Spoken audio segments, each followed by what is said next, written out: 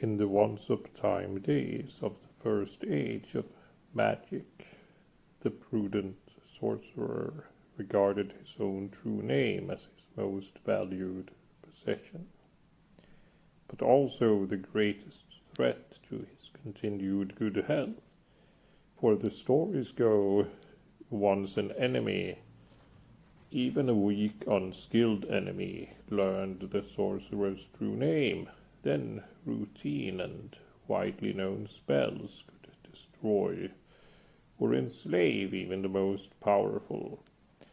As time passed and we graduated to the age of reason, and thence to the first and second industrial revolutions, such notions were discredited. Now it seems the wheel has turned full circle, even if there never really was a first age, and we are back to worrying about true names again. The first hint Mr. Slippery had that his own true name might be known, and for that matter known to the great enemy, came with the appearance of two black Lincolns humming up the long dirt driveway that stretched through the dripping pine forest down to Road 29. Roger Pollack was in his garden weeding. Had there been nearly the whole morning, enjoying the barely perceptible drizzle and the overcast, and trying to find the initiative to go inside and to do work that actually makes money. He looked up the moment the intruders turned, wheels squealing into his driveway. 30 seconds passed and the cars came out of the third-generation forest to pull up beside and behind Pollack's Honda. 4 heavy-set men and a hard-looking female piled out, started purposefully across his well-tended cabbage patch, crushing tender young plants with a disregard which told Roger that this was no social call. Pollack looked wildly around, considered making a break for the woods, but the others had spread out and he was grabbed and frog-marched back to his house. Fortunately, the door had been left unlocked. Roger had the feeling that they might have knocked it down rather than ask him for the key. He was shoved abruptly into a chair. 2 of the heaviest and least collegiate-looking of his visitors stood on either side of him. Pollack's protests, now just being voiced, brought no response. The woman and an elderly man looked around among his sets. Hey, I remember this. AI. It's the script for 1965. See? The woman spoke as she flipped through the hollow screens that decorated the interior wall. The older man nodded. I told you, he's written more popular games than any 3 men, and even more than some agencies. Roger Pollack is something of a genius. They're novels, damn you, not games. Old irritation flashed unbidden into Roger's mind. Aloud, yeah, but most of my fans aren't as persistent as you all. Most of your fans don't know that you're a criminal, Mr. Pollack. Criminal? I'm no criminal, but I do know my rights. You FBI types must identify yourselves. Give me a phone call and... The woman smiled for the first time. It was not a nice smile. She was about 35, hatchet-faced, her hair drawn back in the single braid favored by military types. Even so, it could have been a nicer smile. Pollack felt a chill start up his spine. Perhaps that would be true if we were the FBI, or if you were not the scum you are. But this is a welfare department bust, Pollack, and you are suspected, putting it kindly, of interference with the instrumentalities of national and individual survival.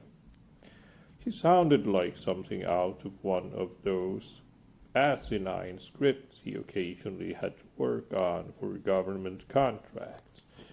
Only now there was nothing to laugh about, and the cold between his shoulder blades spread.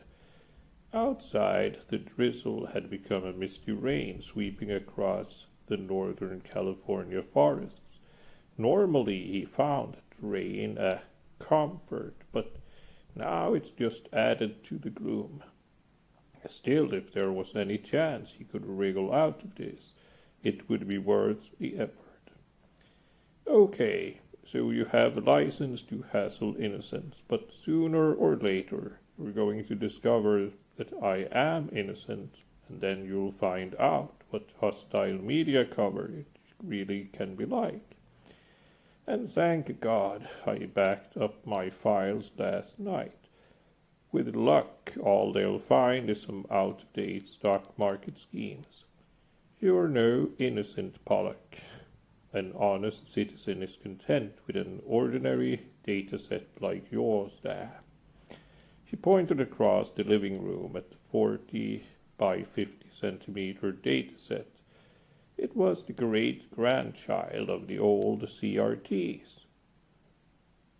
With color and 20 line per millimeter resolution, it was the standard of government offices and the more conservative industries. There was a visible layer of dust on Pollock's model. The femcop moved quickly across the living room and poked into the drawer under the picture window. Her marine business suit revealed a thin and angular figure. An honest citizen would settle for a standard processor and a few thousand megabytes or fast storage.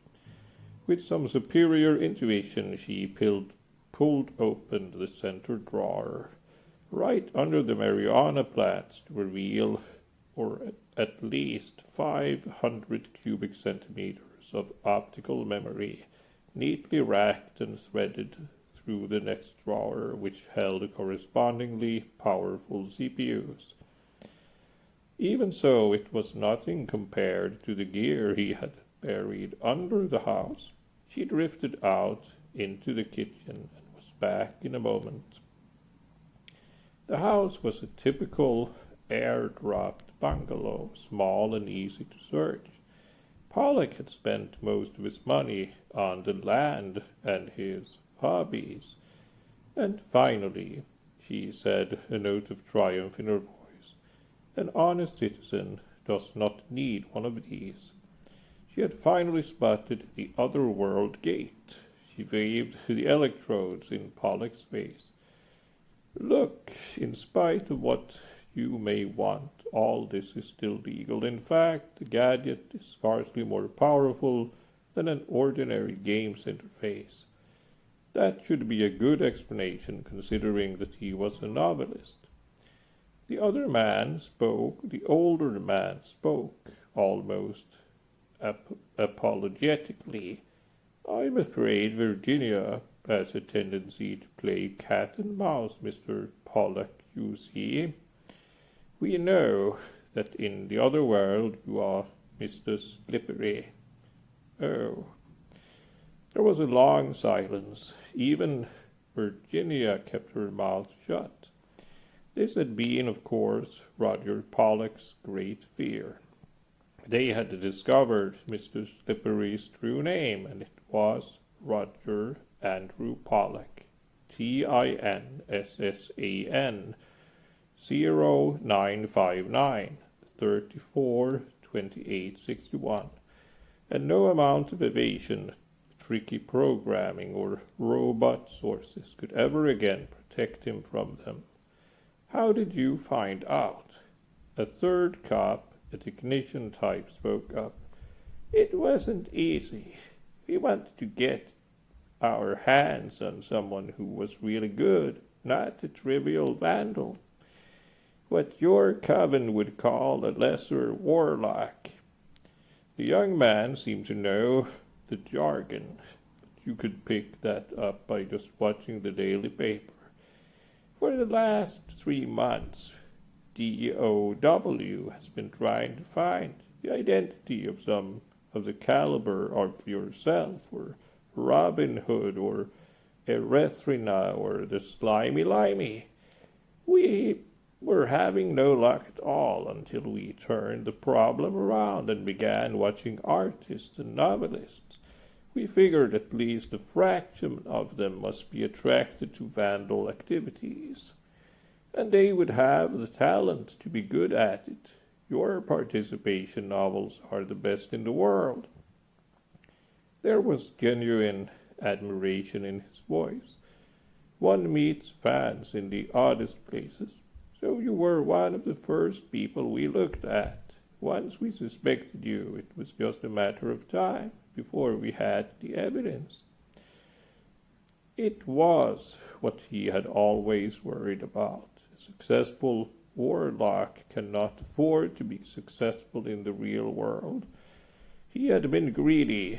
He loved both realms too much. The older cop continued in the technician's almost diffident approach.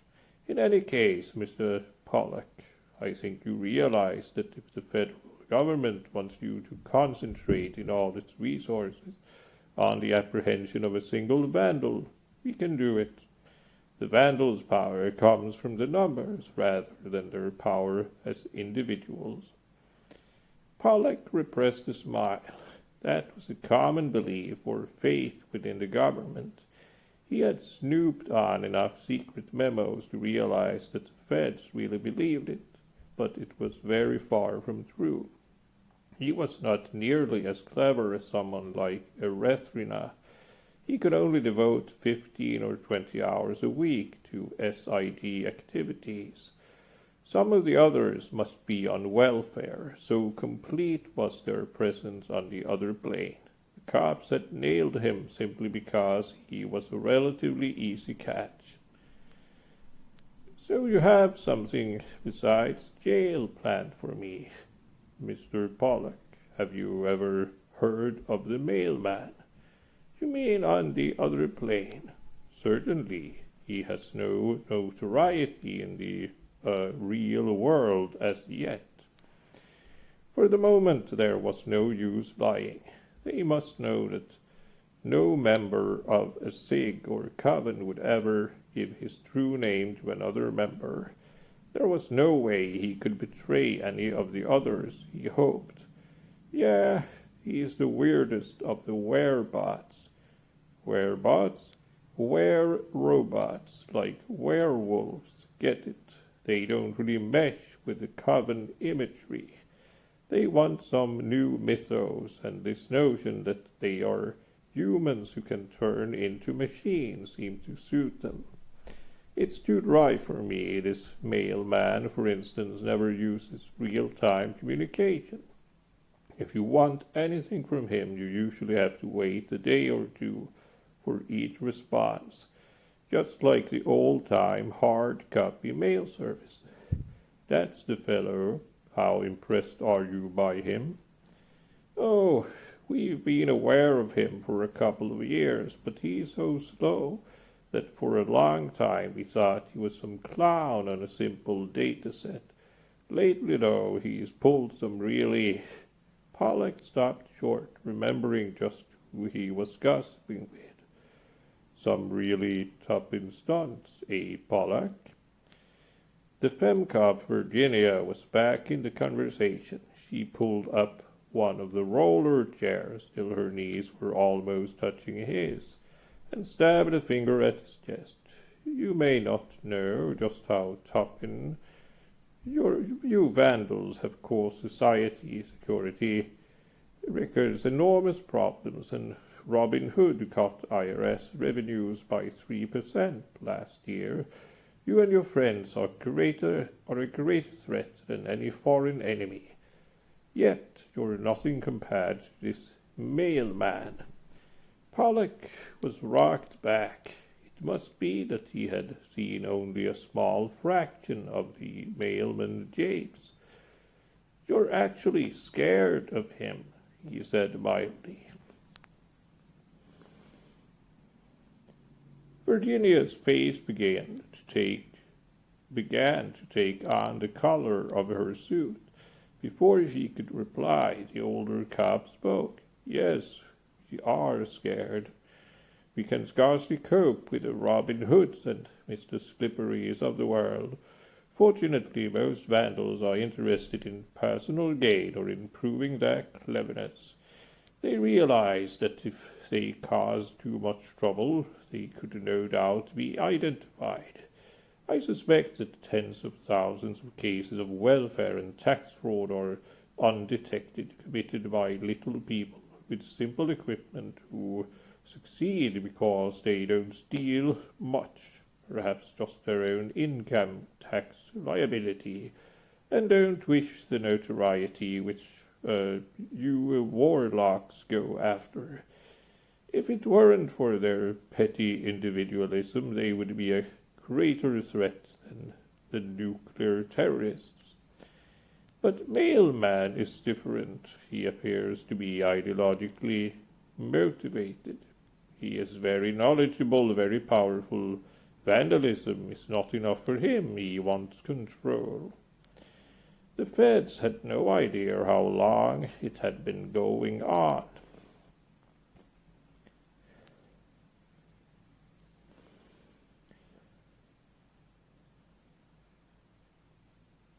At last year, it would never have been discovered but for a few departments in the Federal Screw Standard Commission, which kept their principal copy record papers on paper. Discrepancies showed up between those records and the decisions rendered in the name of the FSSC required. Inquiries were made, computer records were found at variance with the hard copy. Most inquiries, by luck more than anything else, the investigators discovered that decision modules as well as data are different from the hard copy backups. For 30 years, government had depended on automated central planning, shifting more and more from legal descriptions of decision algorithms to program representations that could work directly with the databases to allocate resources, suggest legislation, outline military strategy.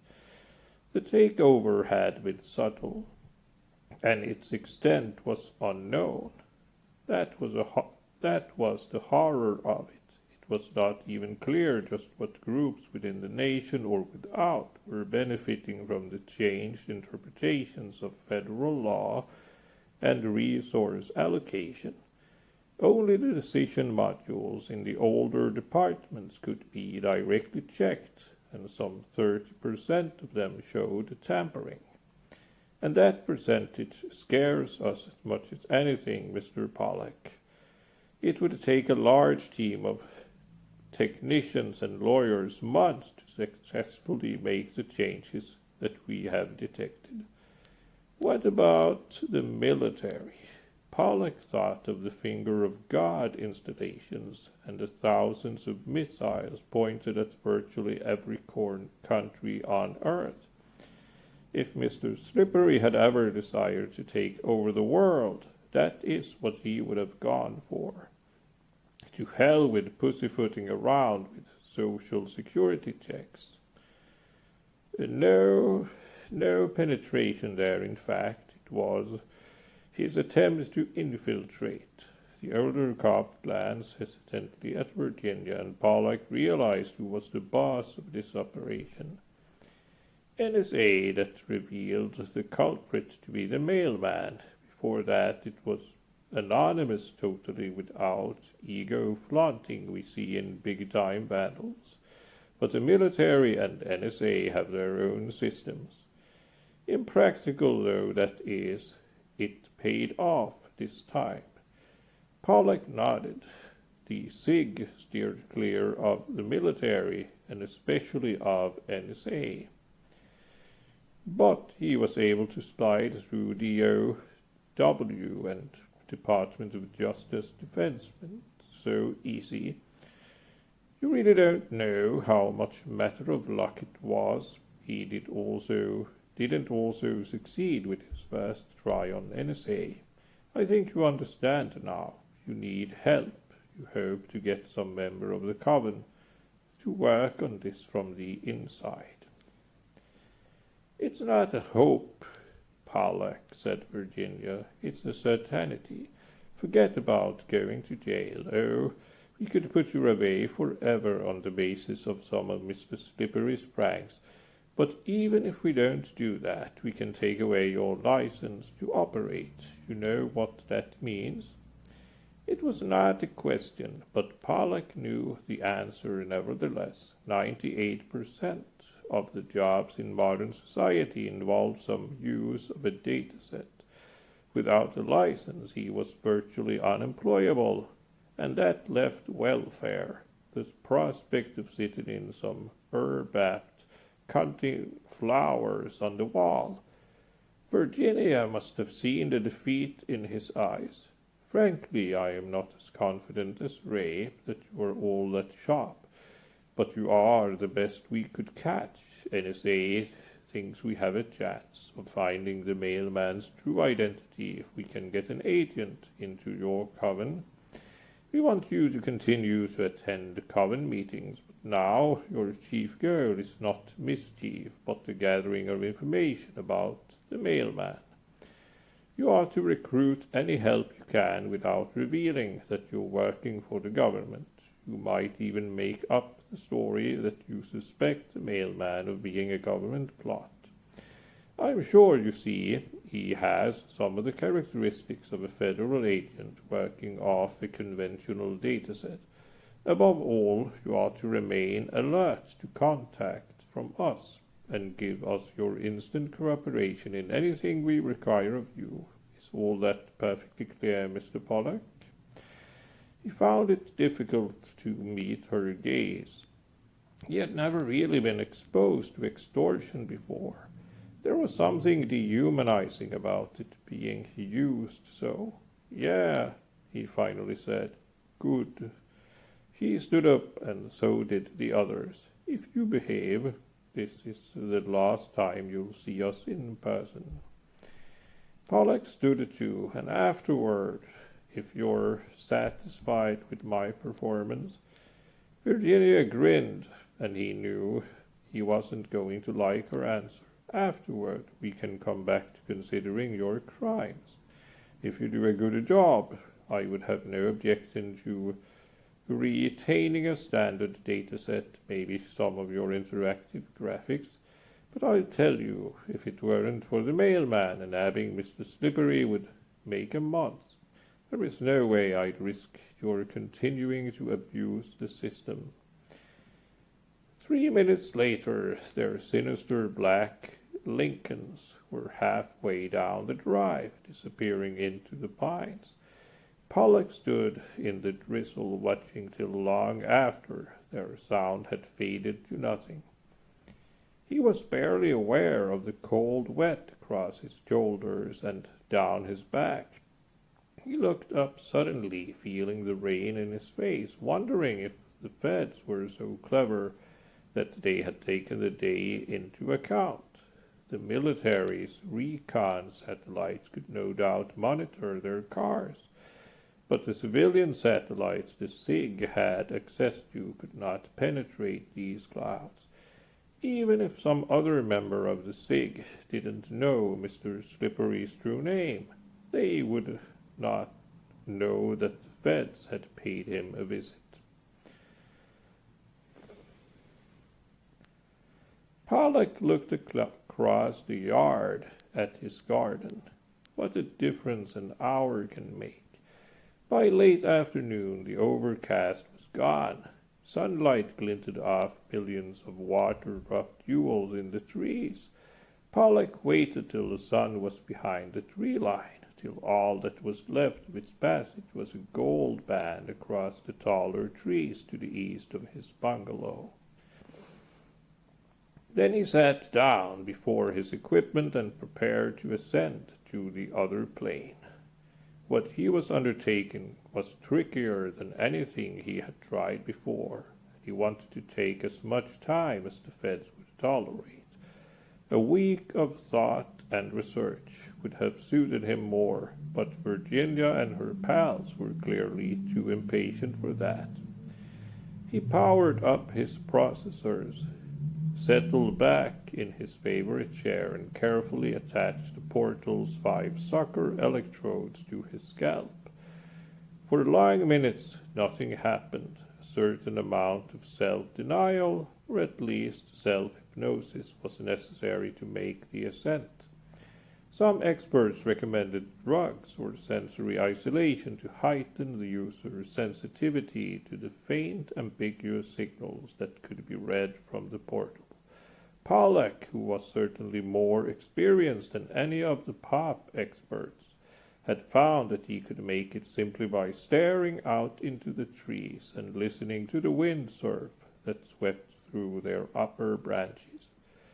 And just as a daydreamer forgets his actual surroundings and sees other realities, so Pollack drifted, detached, his subconscious interpreting the status of the West Coast communication and data services as a vague thicket for his conscious mind to inspect, interrogate for the safest path to an intermediate haven. Like most exurb data commuters, Pollack rented the standard optical links, Bell, Bowen, Nippon Electric. Those, together with the local West Coast data companies, gave him more than enough paths to proceed with little chance of detection to any accepting processor on Earth. In minutes, he had traced through 3 changes of carrier and found a place to do his intermediate computing.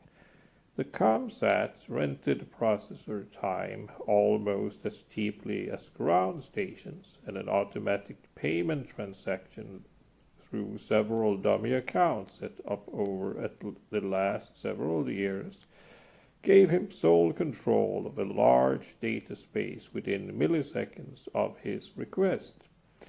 The whole process was almost at the subconscious level, the proper functioning of numerous routines he and others had devised over the last 4 years. Mr. Slippery, the other name was avoided now, even in his thoughts, had achieved the fringes of the other plane.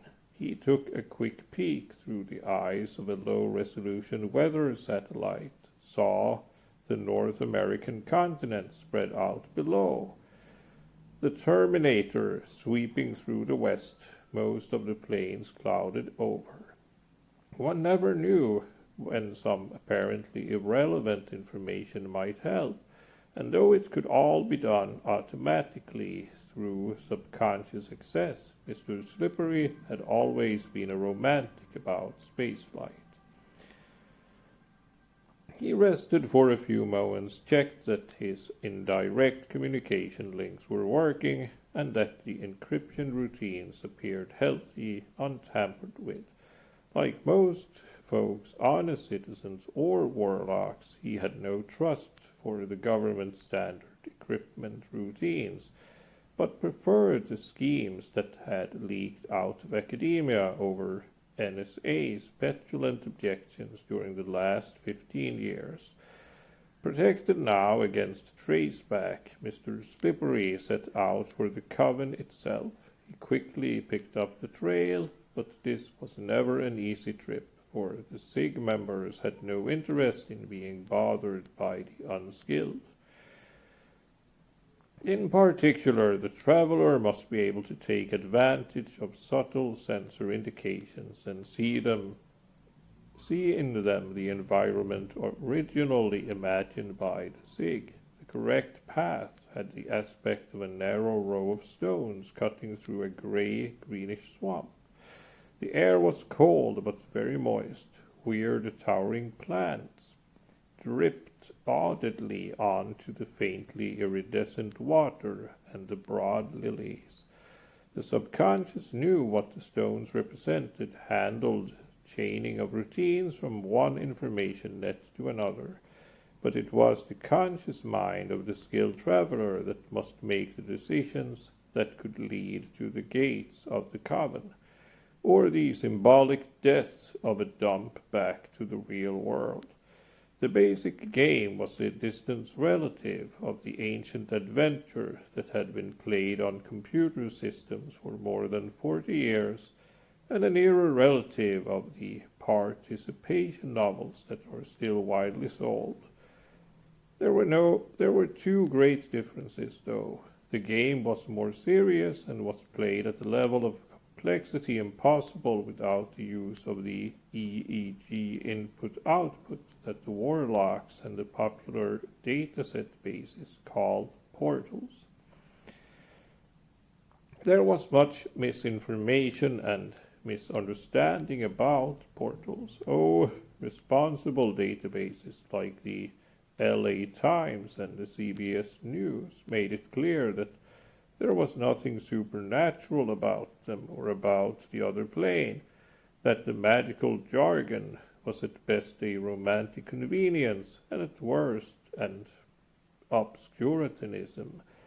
But even so, the articles often missed the point and were too conservative and too extravagant. You might think that to convey the full sense of imagery of the swamp, some immense bandwidth would be necessary. In fact, that was not so.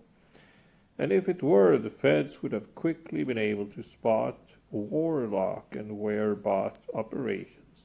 A typical portal link was around 50,000 baud, far narrower than even a flat video channel.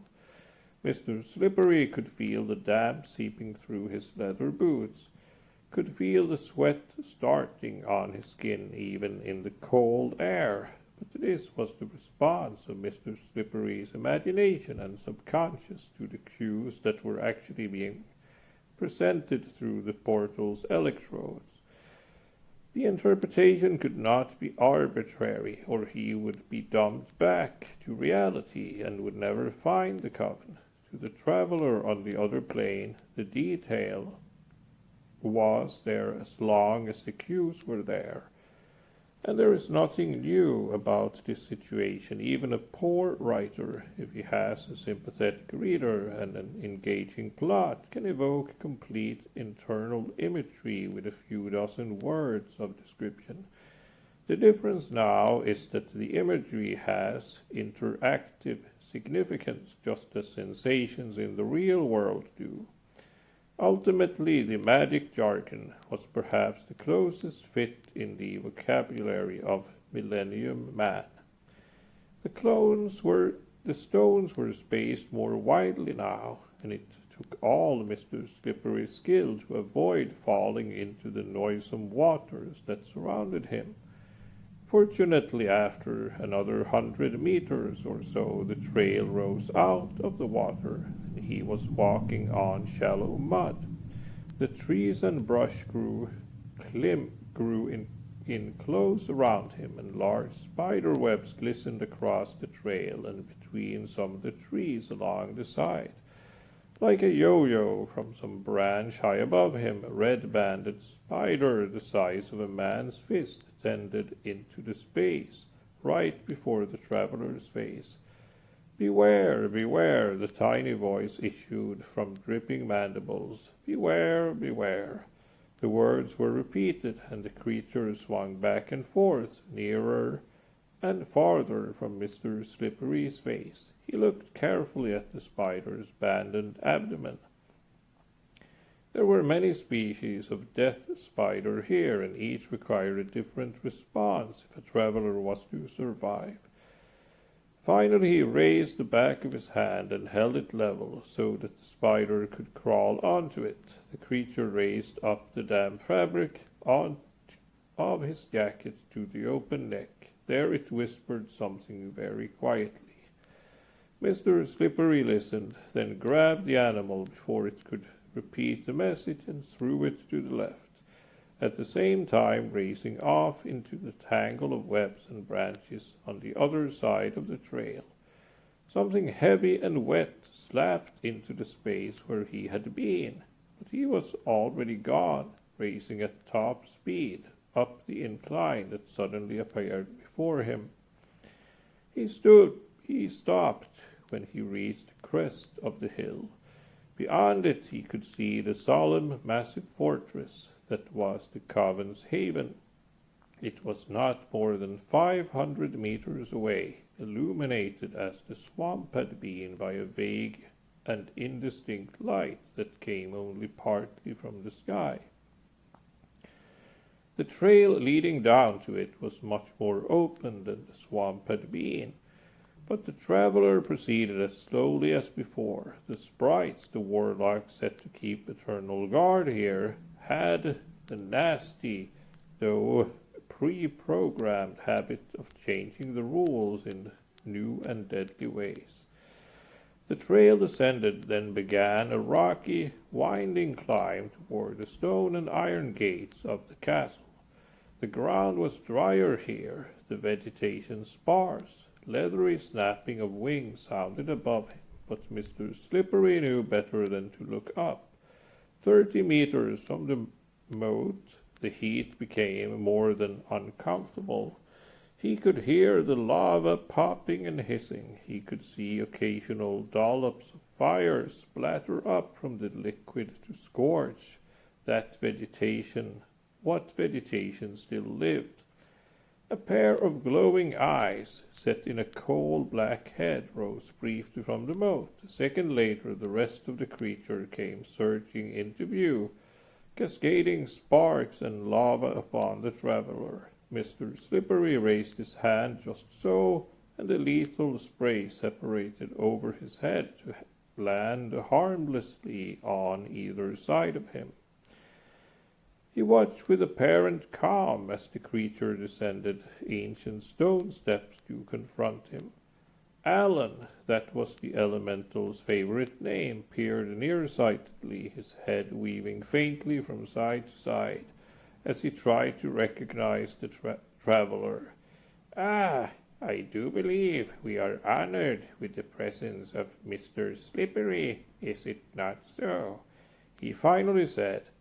He smiled an open grin, revealing the glowing interior of his mouth. His breath did not show flame, but it did have the penetrating heat of an open kiln. He rubbed his clawed hands against his asbestos t-shirt as though anxious to be proved wrong. Away from his magma moat, the dead black of his flesh lightened, trying to contain his body heat. Now he looked almost reptilian. "Indeed it is, and come to bring my favorite little gifts." Mr. Slippery threw a leaden slug into the air and watched the elemental grab it with his mouth. His eyes slitted with pleasure. "Melt in your mouth pleasure." They traded conversation spells and counterspells for several minutes. Alan's principal job was to determine that the visitor was a known member of the Coven, and he ordinarily did this with little test of skill. The magma bath he had tried to give Mr. Slippery, and by asking the visitors questions about previous activities within the castle. Alan was a personality simulator, of course. Mr. Slippery was sure that there had never been a living operator behind that toothless, glowing smile. But he was certainly one of the best, probably the product of many hundreds of blocks of Psi-Lisp programming, and certainly superior to the little companionship programs you can buy nowadays, which generally become repetitive after a few hours of conversation, which don't grow and which are unable to counter weird responses. Alan had been with the Coven and the castle since before Mr. Slippery had become a member, and no one would admit to his creation, though Wiley J. was suspected. He hadn't even had a name until this year. Even Erythrina had given him that asbestos Alan Turing t-shirt. Mr. Slippery played the game with good humor, but care to die at the hands of Alan would be a painful experience that would probably wipe a lot of unbacked memory he could ill afford to lose. Such death had claimed many petitioners at this gate, folk who would not soon be seen on this plane again. Satisfied, Alan waved a clawed fist at the watchers in the tower, and the gate, ceramic bound in wolfram clasp, was rapidly lowered for the visitor. Mr. Slippery walked quickly across, trying to ignore the splitting and bubbling that he heard below him. Alan, now all respectful, waited till he was in the castle courtyard, before doing an immense belly flop back into his magma swimming hole. Most of the others, with the notable exception of Erythrina, had already arrived. Robin Hood, dressed in green and looking like Errol Flynn, sat across the hall in very close conversation with a remarkably good-looking female. But then they could all be remarkably good-looking here, who seemed unsure whether to project blonde or brunette. By the fireplace, Wiley J. Bastard, the Slimy Limey, and Don Mac were in animated discussion over a pile of maps, and in the corner, shaded from the fireplace and apparently unused, sat a classic remote printing terminal. Mr. Slippery tried to ignore that teleprinter as he crossed the hall. "Ah, it's Slip." Don Mac looked up from the maps and gestured him closer. "Take a look here at what the Limey has been up to." "Hem." Mr. Slippery nodded at the others, then leaned over to study the top map. The margins of the paper were aging vellum, but the map itself hung in 3 dimensions, half sunk into the paper. It was a typical banking defense and cash flow plot. That is typical for the SIG. Most banks had no such clever ways of visualizing the automated protection of their assets. For that matter, Mr. Slippery suspected that most banks still looked wistfully back to the day of credit cards and COBOL. This was the sort of thing that Robin Hood had developed, and it was surprising to see the Limey involved in it. He looked up questioningly. "What's the jape?" "It's a regular double slam slip. Look at this careful, and you'll see it's no ordinary protection map. Seems like what you blokes call the mafia had taken over this banking net in maritime state. They must be using portals to do it so slick. Took me a devil of a time to figure out it was them as done it. Ha ha. But that I have. Look here, you'll see how they've been laundering the funds, embezzling from straight accounts. They're so clever, but not so clever as to know about Slimy."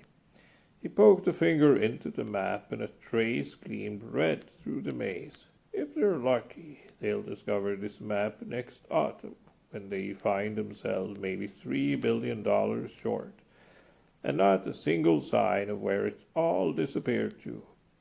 The others nodded. There were many Covens and the SIGs throughout this plain. Theirs, the Coven, was widely known, had pulled off some of the most publicized pranks of the century. Many of the others were scarcely more than social clubs, but some were old-style criminal organizations, which used this plane for their own purely pragmatic and opportunistic reasons. Usually such groups weren't too difficult for the warlocks to victimize, but it was the Slimy Limey who seemed to specialize in doing so. But geez, Slimy, these guys play rough, even rougher than the great enemy. That is the feds. If they ever figure out who you really are, you'll die the true death for sure. It may be slimy, but I ain't crazy. There's no way I could absorb $3 million or even 3 million without being discovered, but I played it like Robin over there. The money got spread around 3 million ordinary accounts here in Europe, one of which just happens to be mine. Mr. Slippery's ears peaked up. 3 million accounts, you say, each with a sudden little surplus. I'll bet I could come close to finding your true name from that much, Slimy. The Limey had made it a baffling gesture. It's actually a wee bit more complicated. Face it, chums. None of you has ever come close to sighting me, and you know more than any mafia. That was true. They all spent a good deal of their time in this plane trying to determine the other's true names. It was not an empty game, for the knowledge of another's true name effectively made him your slave, as Mr. Slippery had already discovered in an unpleasant first-hand way. So the warlocks constantly probed one another, devised immense programs to sieve government personal records for the idiosyncrasies that they detected in each other. At first, the Limey should have been one of the easiest to discover. He had plenty of mannerisms. His accent was dated and broke down every so often into North American. Of all the warlocks, he was the only one, neither handsome nor grotesque. His face was in fact so ordinary and real that Mr. Slippery had suspected that it might be his true appearance, and had spent several months devising a scheme that searched secret and U.S. Common Europe photo files for just that appearance. It had been for nothing, and they all had eventually reached the conclusion that the Limey must be doubly or triply deceptive. Wily J. Bastard grinned, not too impressed. It's nice enough, and I agree that the risks are probably small, Slimy. But what you really get, an ego boost and a little money, but we, he gestured inclusively, are worth more than that. With a little cooperation, we could be the most powerful people in the real world. Right, Don? Don Mac nodded, smirking. His face was really the only part of him that looked human or had much flexibility of expression. And even it was steely gray. The rest of Don's body was modeled after the standard Plessy Mercedes all-weather robot. Mr. Slippery recognized the reference. So you're working with a mailman now, too, Wiley? He glanced briefly at the teleprinter. Yup. And you still won't give us any clue what it's all about? Wiley shook his head. Not unless you're serious about throwing in with us. But you all know this Don was the first to work with the mailman, and he's richer than Crozius now. Don Mac nodded again, that silly smile on his face. Hem! It was easy to get rich. In principle, the Limey could have made $3 billion of the mob in his latest caper. The problem was to become that rich and avoid detection and retribution. Even Robin Hood hadn't mastered that trick, but apparently Don and Wiley thought the mailman had done that and more. After his chat with Virginia, he was willing to believe it. Mr. Slippery turned to look more closely at the teleprinter. It was humming faintly, and as usual, it had a good supply of paper. The paper was torn neatly off at the top, so that the only message visible was the mailman's asterisk prompt. It was the only way they ever communicated with this most mysterious of their members. Type a message on the device, and in an hour or week the machine would rattle and beat, and a response of up to several thousands of words would appear. In the beginning it had not been very popular. The idea was cute, but the delays made conversation just too damn dull. He could remember seeing meters of mailman output lying sloppily on the stone floor, mostly unread, but now every one of the mailman's golden words was eagerly sopped up by his new apprentices, who very carefully removed every piece of output, leaving no clues for the rest of them to work with. Airy! He looked toward the broad stone stairs that led down from the courtyard. It was Erythrina, the Red Witch. She swept down the stairs, her costume shimmering, now revealing, now obscuring. She had a spectacular figure and an excellent sense of design. But of course, that was not what was remarkable about her.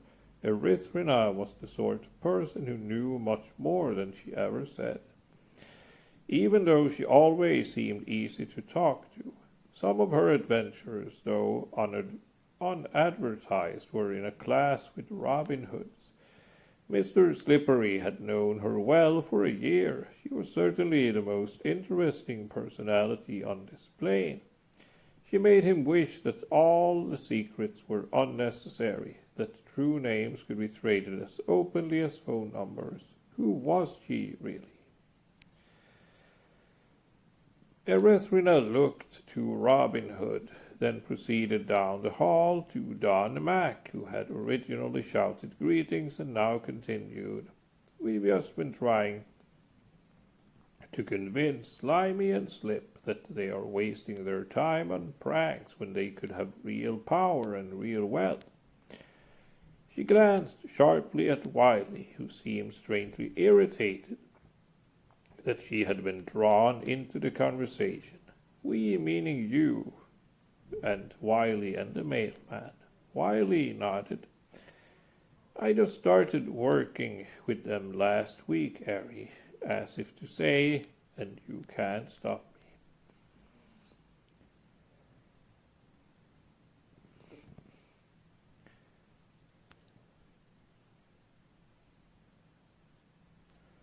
You may have something, Don. We all started out as amateurs, doing our best to make the system just a little bit more uncomfortable for its bureaucratic masters, but we are experts now. We probably understand the system better than anyone on Earth. That should equate to power. It was the same thing the other two had been saying, but she could make it much more persuasive. Before his encounter with the feds, he might have bought it, even though he always knew the day he got serious about Coven activities and went after real gain would also be the day it ceased to be an enjoyable game and became an all-consuming job that would suck time away from the projects that made life entertaining. Erythrina looked from Mr. Slippery to the Limey and then back. The Limey was an easygoing sort, but just now he was a bit miffed at the way his own pet project had been dismissed. Not for me, thank ye, he said shortly, and began to gather up his maps. She turned her green, faintly oriental eyes upon Mr. Slippery. How about you, Slip? Have you signed up with the mailman? He hesitated. Maybe I should. It seemed clear that the mailman's confederates were being let in on at least part of his schemes. In a few hours he might be able to learn enough to get Virginia off his back and perhaps destroy his friends to boot. It was a hell of a bargain. God in heaven, why did they have to get mixed up in this? Don't they realize what the government will do to them if they really try to take over? If they ever try to play at being more than vandals? Not yet, he said. I'm awfully tempted, though. She grinned, regular white teeth flashing against her dark, faintly green face. I, too. What do you say we talk over it? Just the two of us. She reached out a slim, dark hand to grasp his elbow. Excuse us, gentlemen. Hopefully when we get back and you'll have a couple of new allies. and Mr. Slippery felt himself gently propelled toward the dark, musty stairs that led to Erythrina's private haunts. Her torch burned and glowed, but there was no smoke. The flickering yellow lit their path for a scant meters ahead. The stairs were steep and gently curving. He had the feeling that they must do a complete circle every few hundred steps. This was an immense spiral cut deep into the heart of the living rock, and it was alive as the smell of mildew and rot increased as the dripping from the ceiling grew subtly louder and the puddles in the worn steps deeper. The walls high above their heads took on shapes, and those shapes changed and flowed to follow them. Erythrina projected her part of the castle as thoroughly as the castle itself was guarded against the outside world. Mr. Slippery had no doubt that if she wished, she could trap him permanently here, along with the lizards and the rock sprites. Of course, he could always escape simply by falling back into the real world.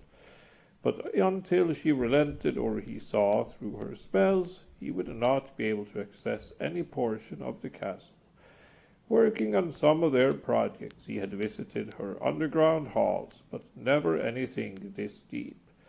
He watched her shapely form preceding him, down, down, down, of all the Coven, with the possible exception of Robin Hood and, of course, the mailman. He was the most powerful.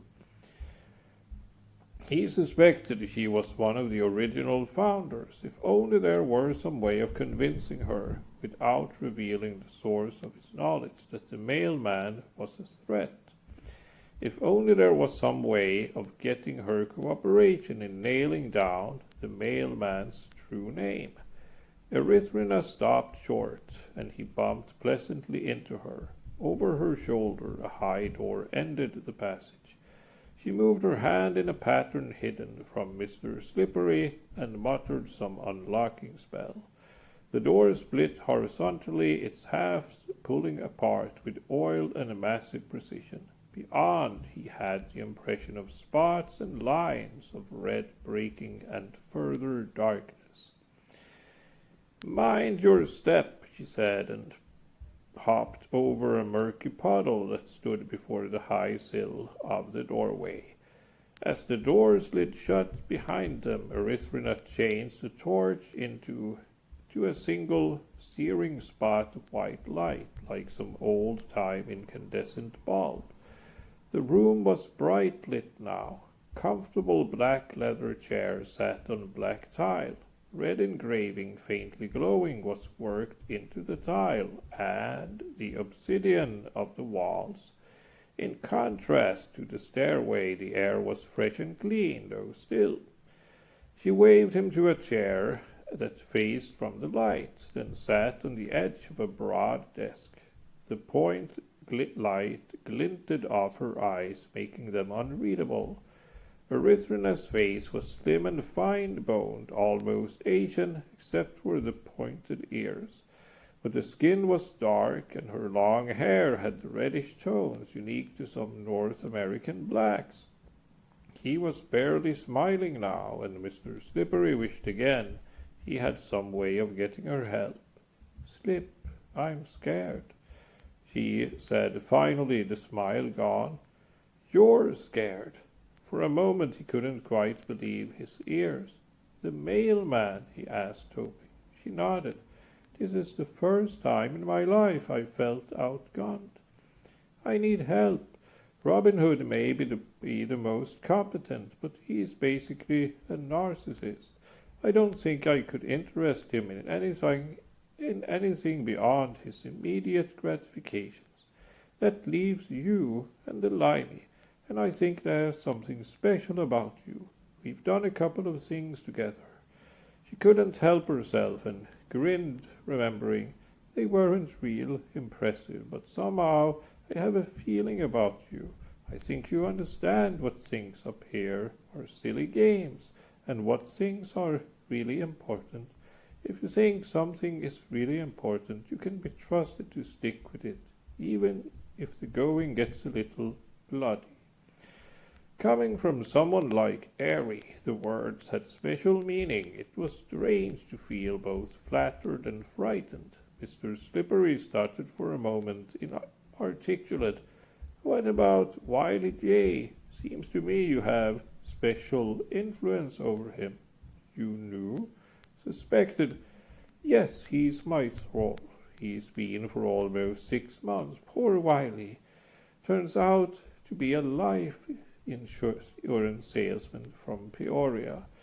Like a lot of warlocks, he is rather a Thurberesque fellow in real life, timid, always dreaming of heroic adventures and grandiose thefts. Only nowadays people like that can realize their dreams. Anyway, he doesn't have the background or the time or the skill that I do. And I found his true name. I enjoy the chase more than the extortion, so I haven't leaned on him too hard. Now I wish I had, since he's taken up with the mailman. He's given me the finger. Somehow Wiley thinks that's what they have planned. Will keep him safe, even if I give his true name to the cops. So the mailman actually has some scheme for winning political power in the real world. He smiled. That's what Wiley thinks. You see, poor Wiley doesn't know that there are more uses for true names than simple blackmail. I know everything he sends over the data links, everything he has been told by the mailman. So what are they up to? It was hard to conceal his eagerness. Perhaps this will be enough to satisfy Virginia and her goons. Erythrina seemed frozen for a moment, and he realized that she too must be using the low-altitude satellite net for a preliminary processing. Her task had just been handed off from one comsat to a nearer bird. Ordinarily, it was easy to disguise the hesitation. She must be truly upset. And when she finally replied, it wasn't really with an answer. You know, what convinced Wiley that the mailman could deliver on his promises. It was Don Mack and the revolution in Venezuela. Apparently Don and the mailman had been working on that for several months before Wiley joined them. It was to be the mailman's first demonstration that controlling data and information services could be used to take permanent political control of a state. And Venezuela, they claim, was perfect. It has enormous data processing facilities, all just a bit obsolete since they were bought when the country was at the peak of its boom time. But that was clearly an internal coup. The present leaders are local. Nevertheless, Don is supposedly down there now, the real Hefe, for the first time in his life, able to live in the physical world the way we do in this plane. If you have your own country, you are no longer small fry that must guard his true name. You don't have to settle for crumbs. You said, supposedly. Slip, have you noticed anything strange about Don lately? Mr. Slippery thought back. Don Mack had always been the most extreme of the werebots after the mailman. He was not an especially talented fellow, but he did go to great lengths to sustain the image that he was both machine and human. His persona was always present in this plane, though at least part of the time it was a simulator, like Alan out in the magma mode. The simulation was fairly good, but no one had yet produced a program that could really pass the Turing test.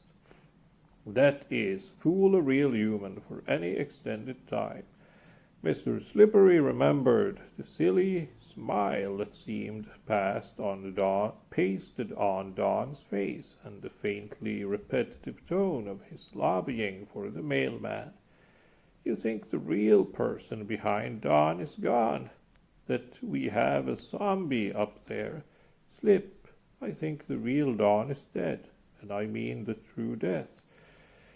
Maybe he just found the real world more delightful than this now that he owns such a big hunk of it. I don't think he owns anything. It's just barely possible that the mailman had something to do with that coup. There were a number of coincidences between what they told Wiley beforehand and what actually happened, but I've spent a lot of time floating through the Venezuelan databases. I think I'd know if an outsider was on the scene directing the new order. I think the mailman is taking us one at a time, starting with the weakest, drawing us in far enough to learn our true names, and then destroying us. So far he has only done it to one of us. I've been watching Don Mac both directly and automatically since the coup, and there has never been a real person behind that facade, not once in 2,000 hours. Wiley is next. The poor slob hasn't even been told yet what country his kingdom is to be. Evidence that the mailman doesn't really have the power he claims, but even so, he is ready to do practically anything for the mailman and against us.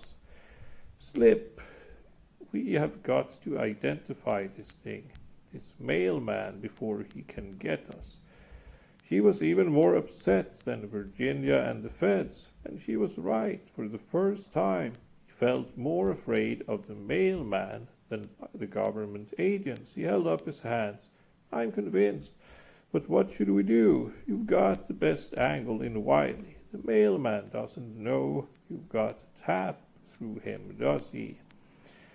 She shook her head. Wiley is too chicken to tell him, and doesn't realize that I can do this with his true name, but I'm already doing everything I can. I want to pool information, guesses with you. Between us, maybe we can see something new. Well, for starters, it's obvious that the mailman's queer communication style. Those long time delays is a ploy. I know that fellow is listening all the time to what's going on in the Coven meeting hall, and he commands a number of sprites in real time. Mr. Slippery remembered the day the mailman, or at least his teleprinter, had arrived. The image of an American van Alliance truck had pulled up at the edge of the moat, nearly intimidating Alan. The driver and loader were simulators, though good ones. They had answered all of Alan's questions correctly, then hauled the shipping crate down to the meeting hall. They hadn't left till the warlock signed for the shipment and promised to wire a wall outlet for the device. This enemy definitely knew how to arouse the curiosity of his victims. Whoever controlled that printer seemed perfectly capable of normal behavior. Perhaps it's someone we already know, like in the mysteries where the murderer masquerades as one of the victims, Robin Hood. I know, in fact, he can do many things faster than I. He must control some powerful processes, but you're partly wrong. The living part of him that's behind it all really does operate with at least 1 hour turnaround time. All that quick stuff is programmed. Mr. Slippery started to protest and realized that she could be right. My God, what could that mean? Why would he deliberately saddle himself with that disadvantage? Erythrina smiled with some satisfaction. I'm convinced that if we knew that, we'd have this guy sighted. I agree. It's too great a disadvantage to be simply a simple red herring. I think we must have some time delay problem to begin with, and he has exaggerated it. But even the mailman, were Australian, the low satellite net, made the delay so short that he would probably be indistinguishable from a European or Japanese. There was no place on Earth where, but there were places off Earth.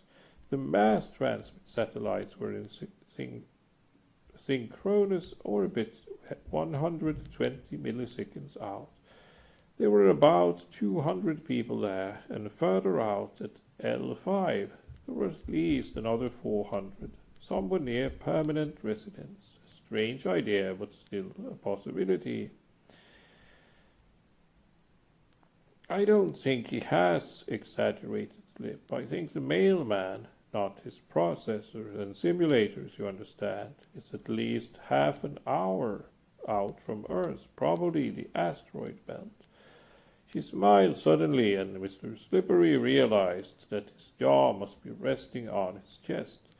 Except for the joint Mars recon, no human had been anywhere near that far out. No human, Mr. Slippery felt his ordinary everyday world disintegrating into sheer science fiction. This was ridiculous. I know you don't believe. It took me a while to.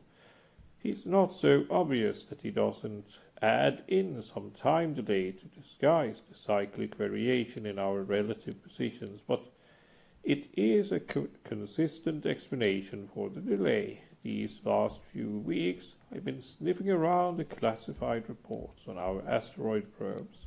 There are definitely some mysterious things out there.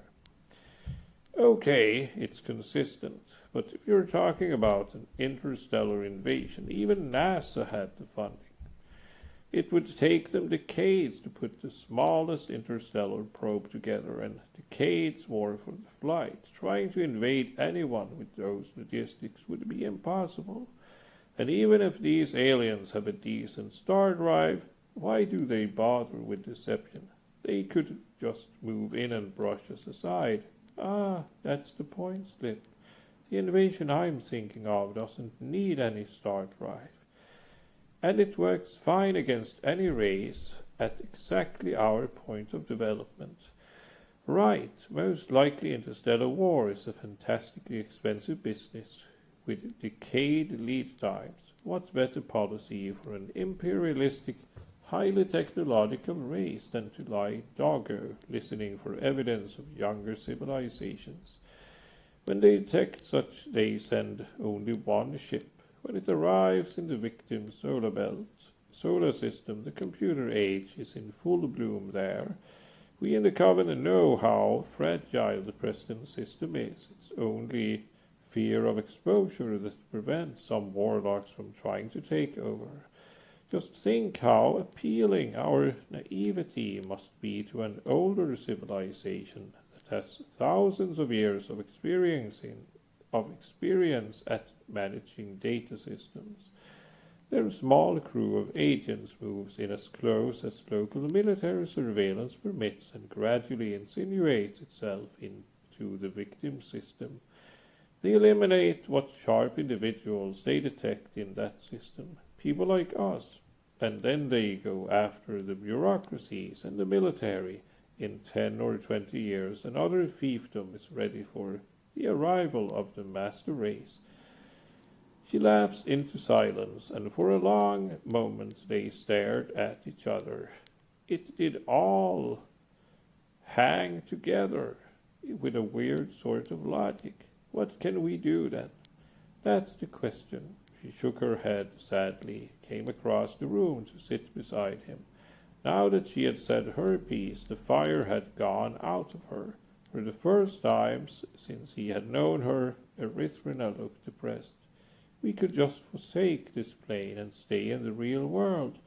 The mailman might still be able to track us down, but we'd be of no more interest to him than anyone else. If we were lucky, we might have years before he takes over.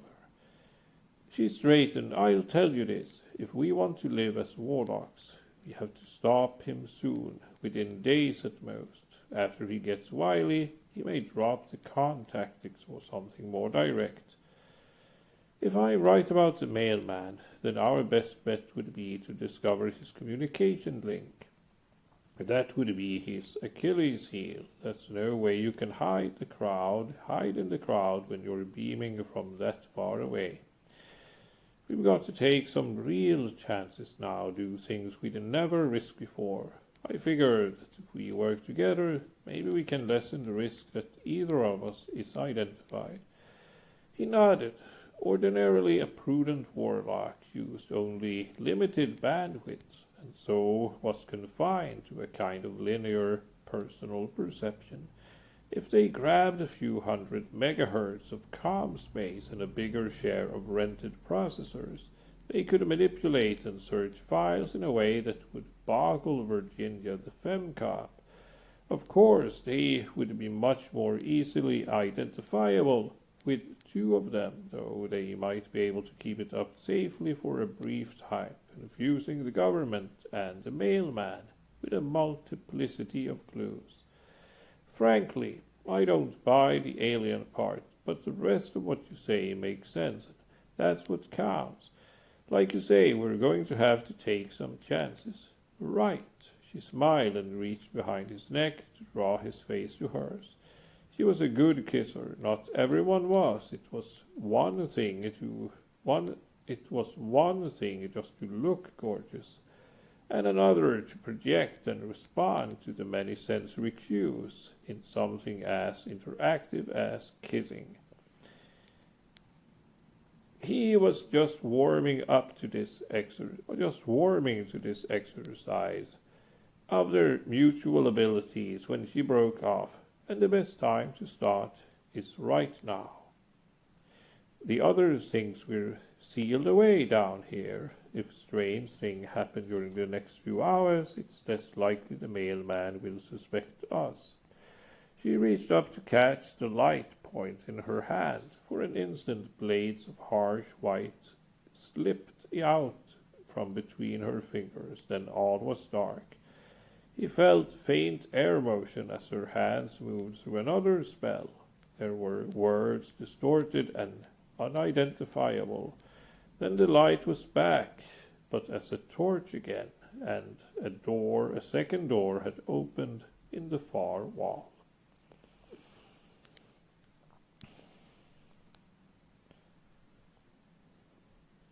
He followed her up the passage that stretched straight and gently rising as far as the torchlight showed. They were walking a path that could not be, or at least no one in the Coven could have believed. The castle was basically a logical structure fleshed out with the sensory cues that allowed the warlocks to move about it as one would a physical structure.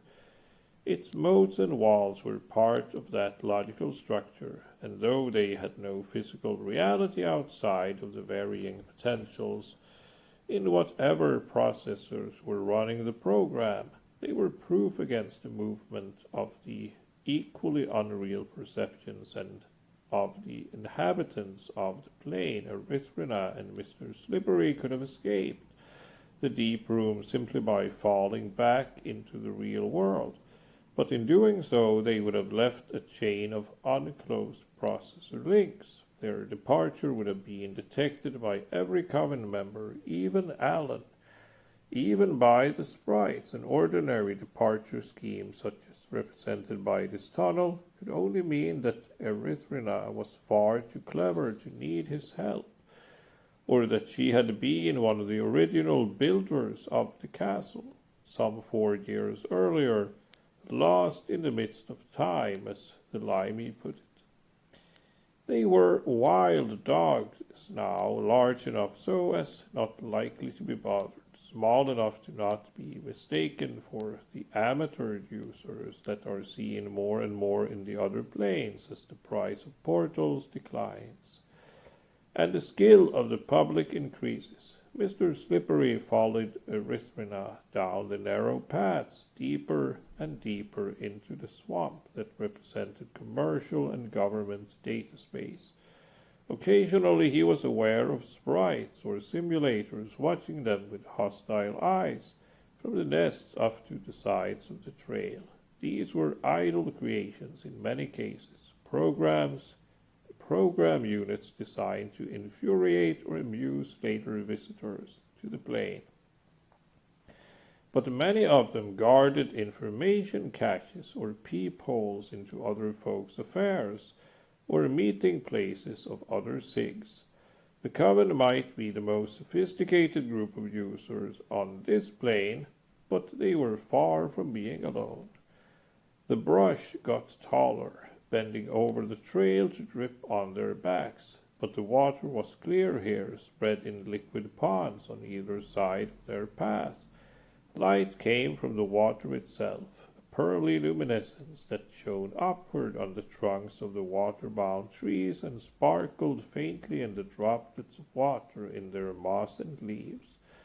That light was the representation of the really huge databases run by the government and the largest companies. It did not correspond to a specific geographical location, but rather to the main east-west net that stretches through selected installations from Honolulu to Oxford, taking advantage of the time zones to spread the user load. Just a little farther, Erythrina said over her shoulder, speaking in the beast language in cipherment that they had chosen with their forms. Minutes later they shrank into the brush, out of the way of two armored hackers that proceeded implacably up the trail. The pair drove in a single file, the impossibly large 8-cylinder engines on their bikes, belching fire and smoke and noise. The one bringing up the rear carried an old-style, recoilless rifle decorated with swastikas and chrome. Dim fires glowed through their blackened faceplates. The two dogs eyed the bikers timidly as befitted their present disguise, but Mr. Slippery had a feeling he was looking at a couple of amateurs who were imagining beyond their station in life. The bikers didn't always touch the ground, and the tracks they left didn't quite match the textures of the muck.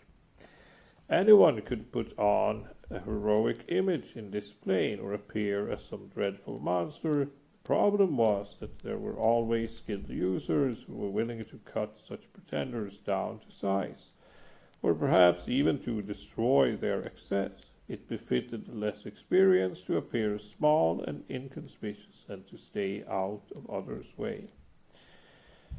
Mr. Slippery had often speculated just how the simple notion of using high-resolution EEG as input-output devices had caused the development of the magical world representation of data space.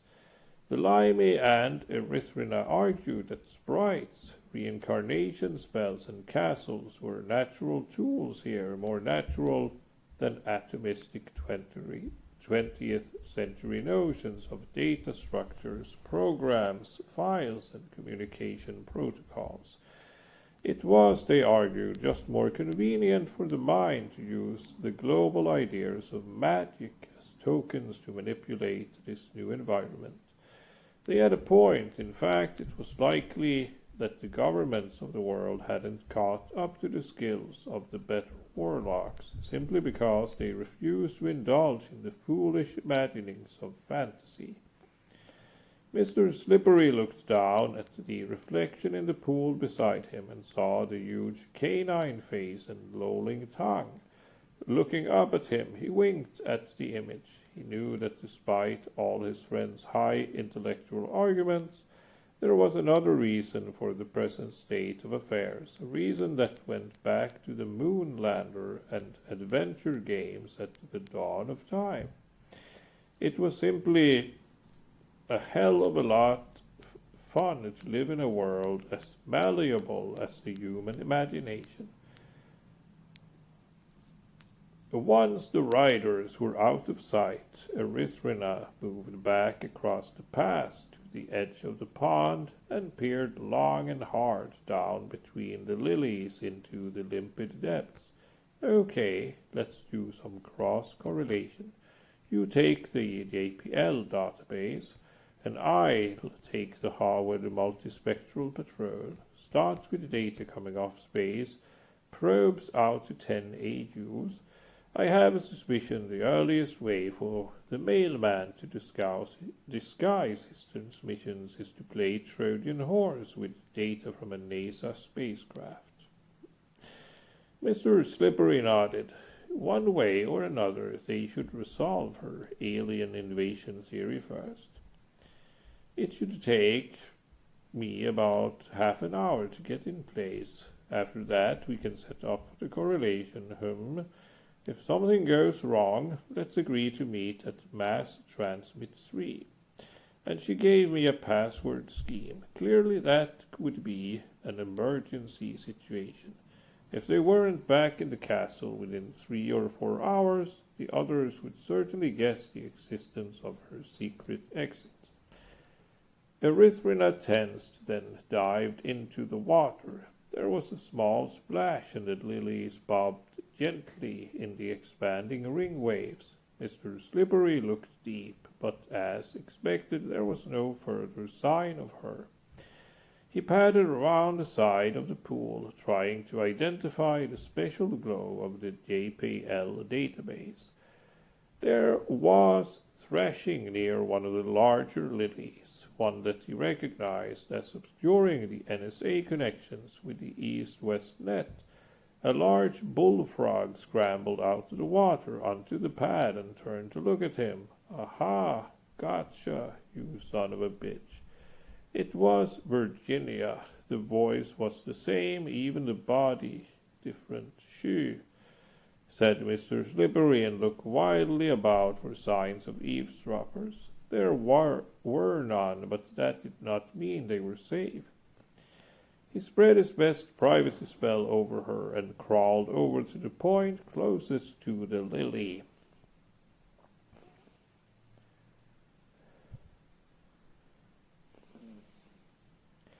They sat glancing at each other like some characters out of La Fontaine.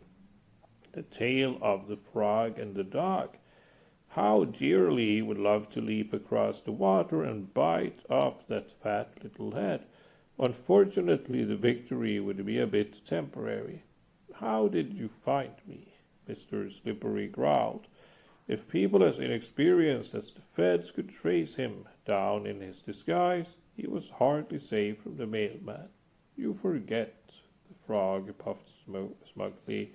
"We know your name. It's simple to monitor your home processor and follow your every move." Mr. Slippery whined deep in his throat, enthralled to a frog. "Even Wiley has done better than that." "Okay, so you found me. Now what do you want?" "To let you know that we want results and to get a progress report." He lowered his muzzle till his eyes were even with Virginia's. Hey, I'll give you a progress report, but we're not going to like it." And he proceeded to explain Erythrina's theory that the mailman was an alien invasion. "Rubbish," spoke the frog afterward. "Sheer fantasy. You're going to have to do a lot better than that, Mr. He shuddered. He had almost spoken his name. Was that a calculated threat, or was she simply as stupid as she seemed? Nevertheless, he persisted. "Well then, what about Venezuela?" He related the evidence Erie had that the coup in that country was the mailman's work. This time the frog did not reply. Its eyes glazed over with apparent shock, and he realized that Virginia must be consulting people at the other end. Almost 15 minutes passed. When the frog's eyes cleared, it was much more subdued. "We'll check on that one. What you say is possible, just barely possible if true. Well, if it is true, this is the biggest threat we have had to face this century. And you see that I am perhaps the only one who can bawl you out." Mr. Slippery relaxed slightly. If they only realized it, they were thralled to him as much as the reverse, at least for the moment. Then he remembered Erythrina's plan to grab as much power as they could for a brief time and try to use that advantage to flush the mailman out. With the feds on their side, they could do much more than Erie had ever imagined. He said as much to Virginia. The frog croaked. "You want us to give you carte blanche in the federal data system. Maybe you'd like to be president and chair of the JCS to boot. Hey, that's not what I said. I know it's an extraordinary suggestion, but this is an extraordinary situation. And in any case, you know my name. There's no way I can get around that. The frog went glassy-eyed again, but this time only for a couple of minutes. We'll get back to you on that. We've got a lot of checking to do on the rest of your theories before we commit ourselves to anything. Till further notice, though, you're grounded. Wait, what would I tell Eri to do when he didn't show? If he wasn't back in the castle in 3 or 4 hours, the others would surely know about the secret exit. The frog was implacable. I said, you're grounded, mister. Want you back in the real world immediately, and you'll stay grounded till you hear from us. Got it? The dog slumped. Yeah. Okay. The frog clambered heavily to the edge of the sagging lily and dumped itself ungracefully into the water. After a few seconds, Mr. Slippery followed. Coming back was much like waking from a deep daydream, only here it was the middle of the night. Roger Pollack stood stretching, trying to get the kinks out of his muscles. Almost 4 hours he had been gone, longer than ever before. Normally his concentration began to fail after 2 or 3 hours, since he didn't like the thought of drugging up. This put a definite limit on his endurance in the other plane. Beyond the bungalow's picture window, the pine stood silhouetted against the Milky Way. He cranked open a pane and listened to the night birds trilling out there in the trees. It was near the end of spring. He liked to imagine he could see dim polar light to the north. More likely it was just Crescent City. Pollack leaned close to the window and looked high into the sky. Where Mars sat close to Jupiter, it was hard to think of a threat to his own life from as far away as that. Pollack backed up the spells acquired during this last session, powered down his system, and stumped off to bed. The following morning and afternoon seemed the longest of Roger Pollack's life. How would they get in touch with him? Another visit of goons and black Lincolns? What had Erythrina done when he didn't make contact? Was she all right? And there was just no way of checking. He paced back and forth across his tiny living room. The novel plots that were his normal work were forgotten. But there is a way. He looked at his old data set with a dawning recognition. Virginia had said to stay out of the other plane, but how could they object to his using a simple data set, no more efficient than the millions used by office workers all over the world? He sat down at the set, scraped the dust from the handpads and screen. He awkwardly entered long, unused call symbols and watched the flow of news across the screen. A few queries, and he discovered that no great disasters had occurred overnight, that the insurgency in Indonesia seemed temporarily abated.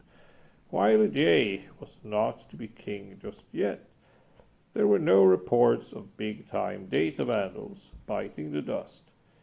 Pollack grunted. He had forgotten how tedious it was to see the world through a data set, even with audio entry. In the other plane, he could pick up this sort of information in seconds, as casually as an ordinary mortal might glance out the window to see if it's raining. He dumped the last 24 hours of the World Bulletin Board into his home memory space and began checking through it. The bulletin board was ideal for untraceable reception of messages. Anyone on Earth could leave a message, indeed by subject, target, audience, and source. If a user copied the entire board and then searched it, there was no outside record of exactly what information he was interested in. There was also a simple There were also simple ways to make nearly untraceable entries on the board. As usual, they were about a dozen messages for Mr. Slippery. Most of them were from fans. The Coven had greater notoriety than any other Vandal Sig. A few were for other Mr. Slipperys. With 5 billion people in the world, that wasn't surprising. And one of the memos was from the mailman. That's what it said in the source field. Pollock punched the message up on the screen. It was in caps with no color or sound. Like all messages directly from the mailman, it looked like as if it came off some incredibly ancient I.O. device. You could have been rich. You could have ruled. Instead, you conspired against me. I know about the secret exit. I know about your doggy departure. You and the Red One are dead now. If you ever sneak back onto the first plane, it will be the true death. I am that close to knowing your names. Watch for me in the news, sucker. Bluff, thought Roger. He wouldn't be sending out warnings if he has that kind of power. Still, there was a dropping sensation in his stomach. The mailman shouldn't have known about the dog disguise. Was he on to Mr. Slippery's connection with the feds? If so, he might really be able to find Mr. Slippery's true name. And what sort of danger was Ery in? What had she done when he missed the rendezvous at Mass Transmit 3? A quick search showed no messages from Erythrina. Either she was looking for him in the other plane, or she was as thoroughly grounded as he. He was still stewing on this when the phone rang, he said, except no video sent. His data set cleared to an even gray. The caller was not sending video either. You're still there? Good. It was Virginia. Her voice sounded a bit odd, subdued and tense. Perhaps it was just the effect of the scrambling algorithms. He prayed that she would not trust that scrambling. He had never bothered to make his phone any more secure than average. And he had seen the schemes Wiley J. and Robin Hood had devised to decrypt thousands of commercial phone messages in real time and monitor for key phrases, signaling them when anything interesting was detected. They couldn't use the technique very effectively since it took an enormous amount of processor space, but the mailman was probably not so limited. Virginia continued. No names, okay? We checked out what you told us, and it looks like you're right. We can't be sure about your theory about his origin, but what you said about the international situation was verified. So the Venezuela coup had been an outside takeover. Furthermore, we think he has infiltrated us much more than we thought. It may be that the evidence we had of unsuccessful meddling was just a red herring. Pollock recognized the fear in her voice now. Apparently the Fed saw that they were up against something catastrophic. They were caught with their countermeasures down, and their only hope lay with unreliables like Polak. Anyway, we're going ahead with what you suggested. We'll provide you two with the resources you requested. We want you in the other plane as soon as possible. We can talk more there. I'm on my way. I'll check with my friend and get back to you here. He cut the connection without waiting for a reply. Pollock sat back, trying to savor his triumph and the near pleading in the cop's voice. Somehow he couldn't. He knew what a hard case he was. Anything that could make her crawl more hellish than anything he wanted to face. His first stop was Mass Transmit 3.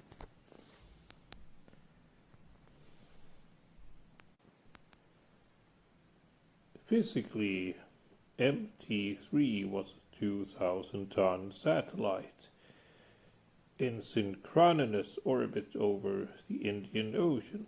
The mass transmits handled most planets' non-interactive communications, and in fact that included a lot of transmission that most people regarded as interactive, such as human-human and the simpler human-computer conversations.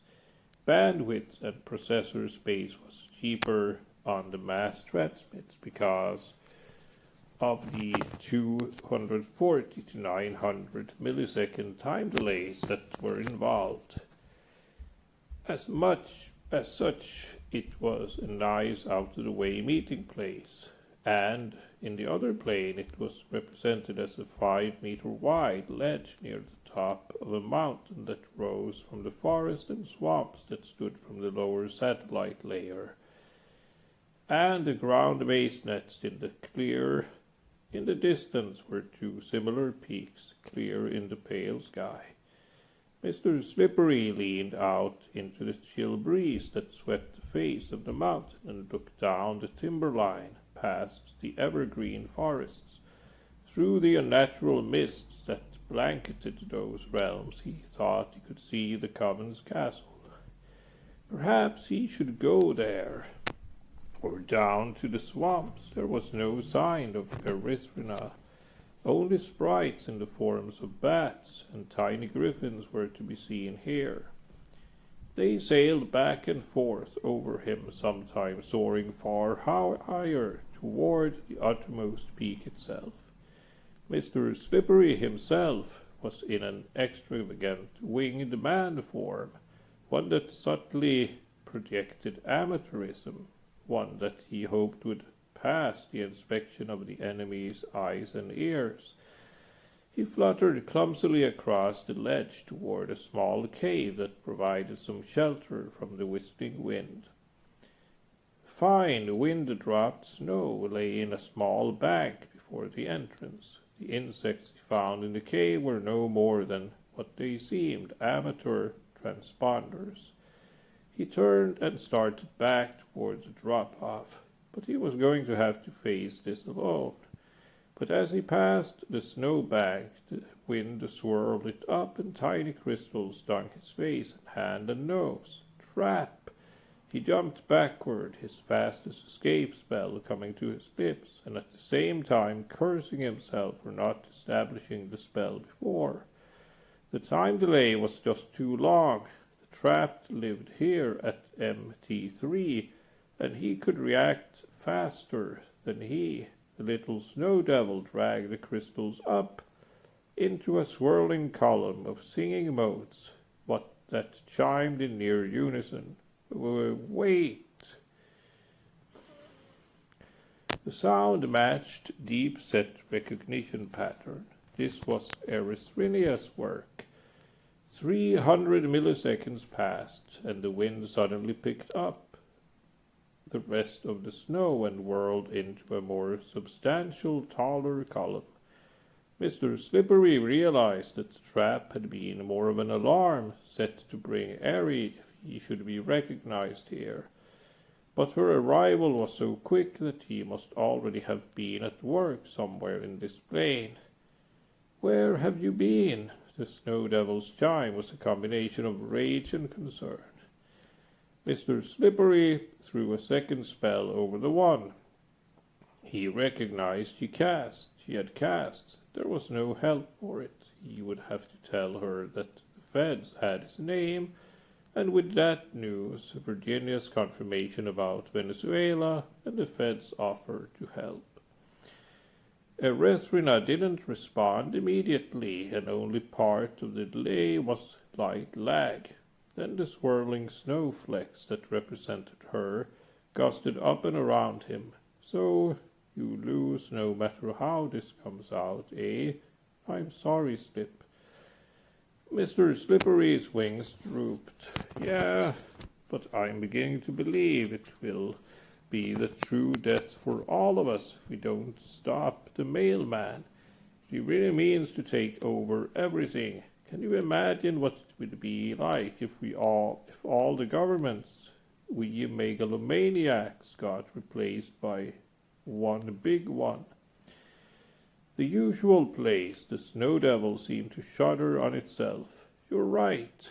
We've got to stop him, even if it means working for Sammy Sugar and the entire DOW. She chuckled, a near inaudible chiming. Even if it means that they have to work for us. She could laugh. The feds didn't know her name. How did your federal friend say we could plug into that system? Her form was changing again to a solid winged form and an albino eagle. The only red she allowed herself was in the eyes, which gleamed within her light.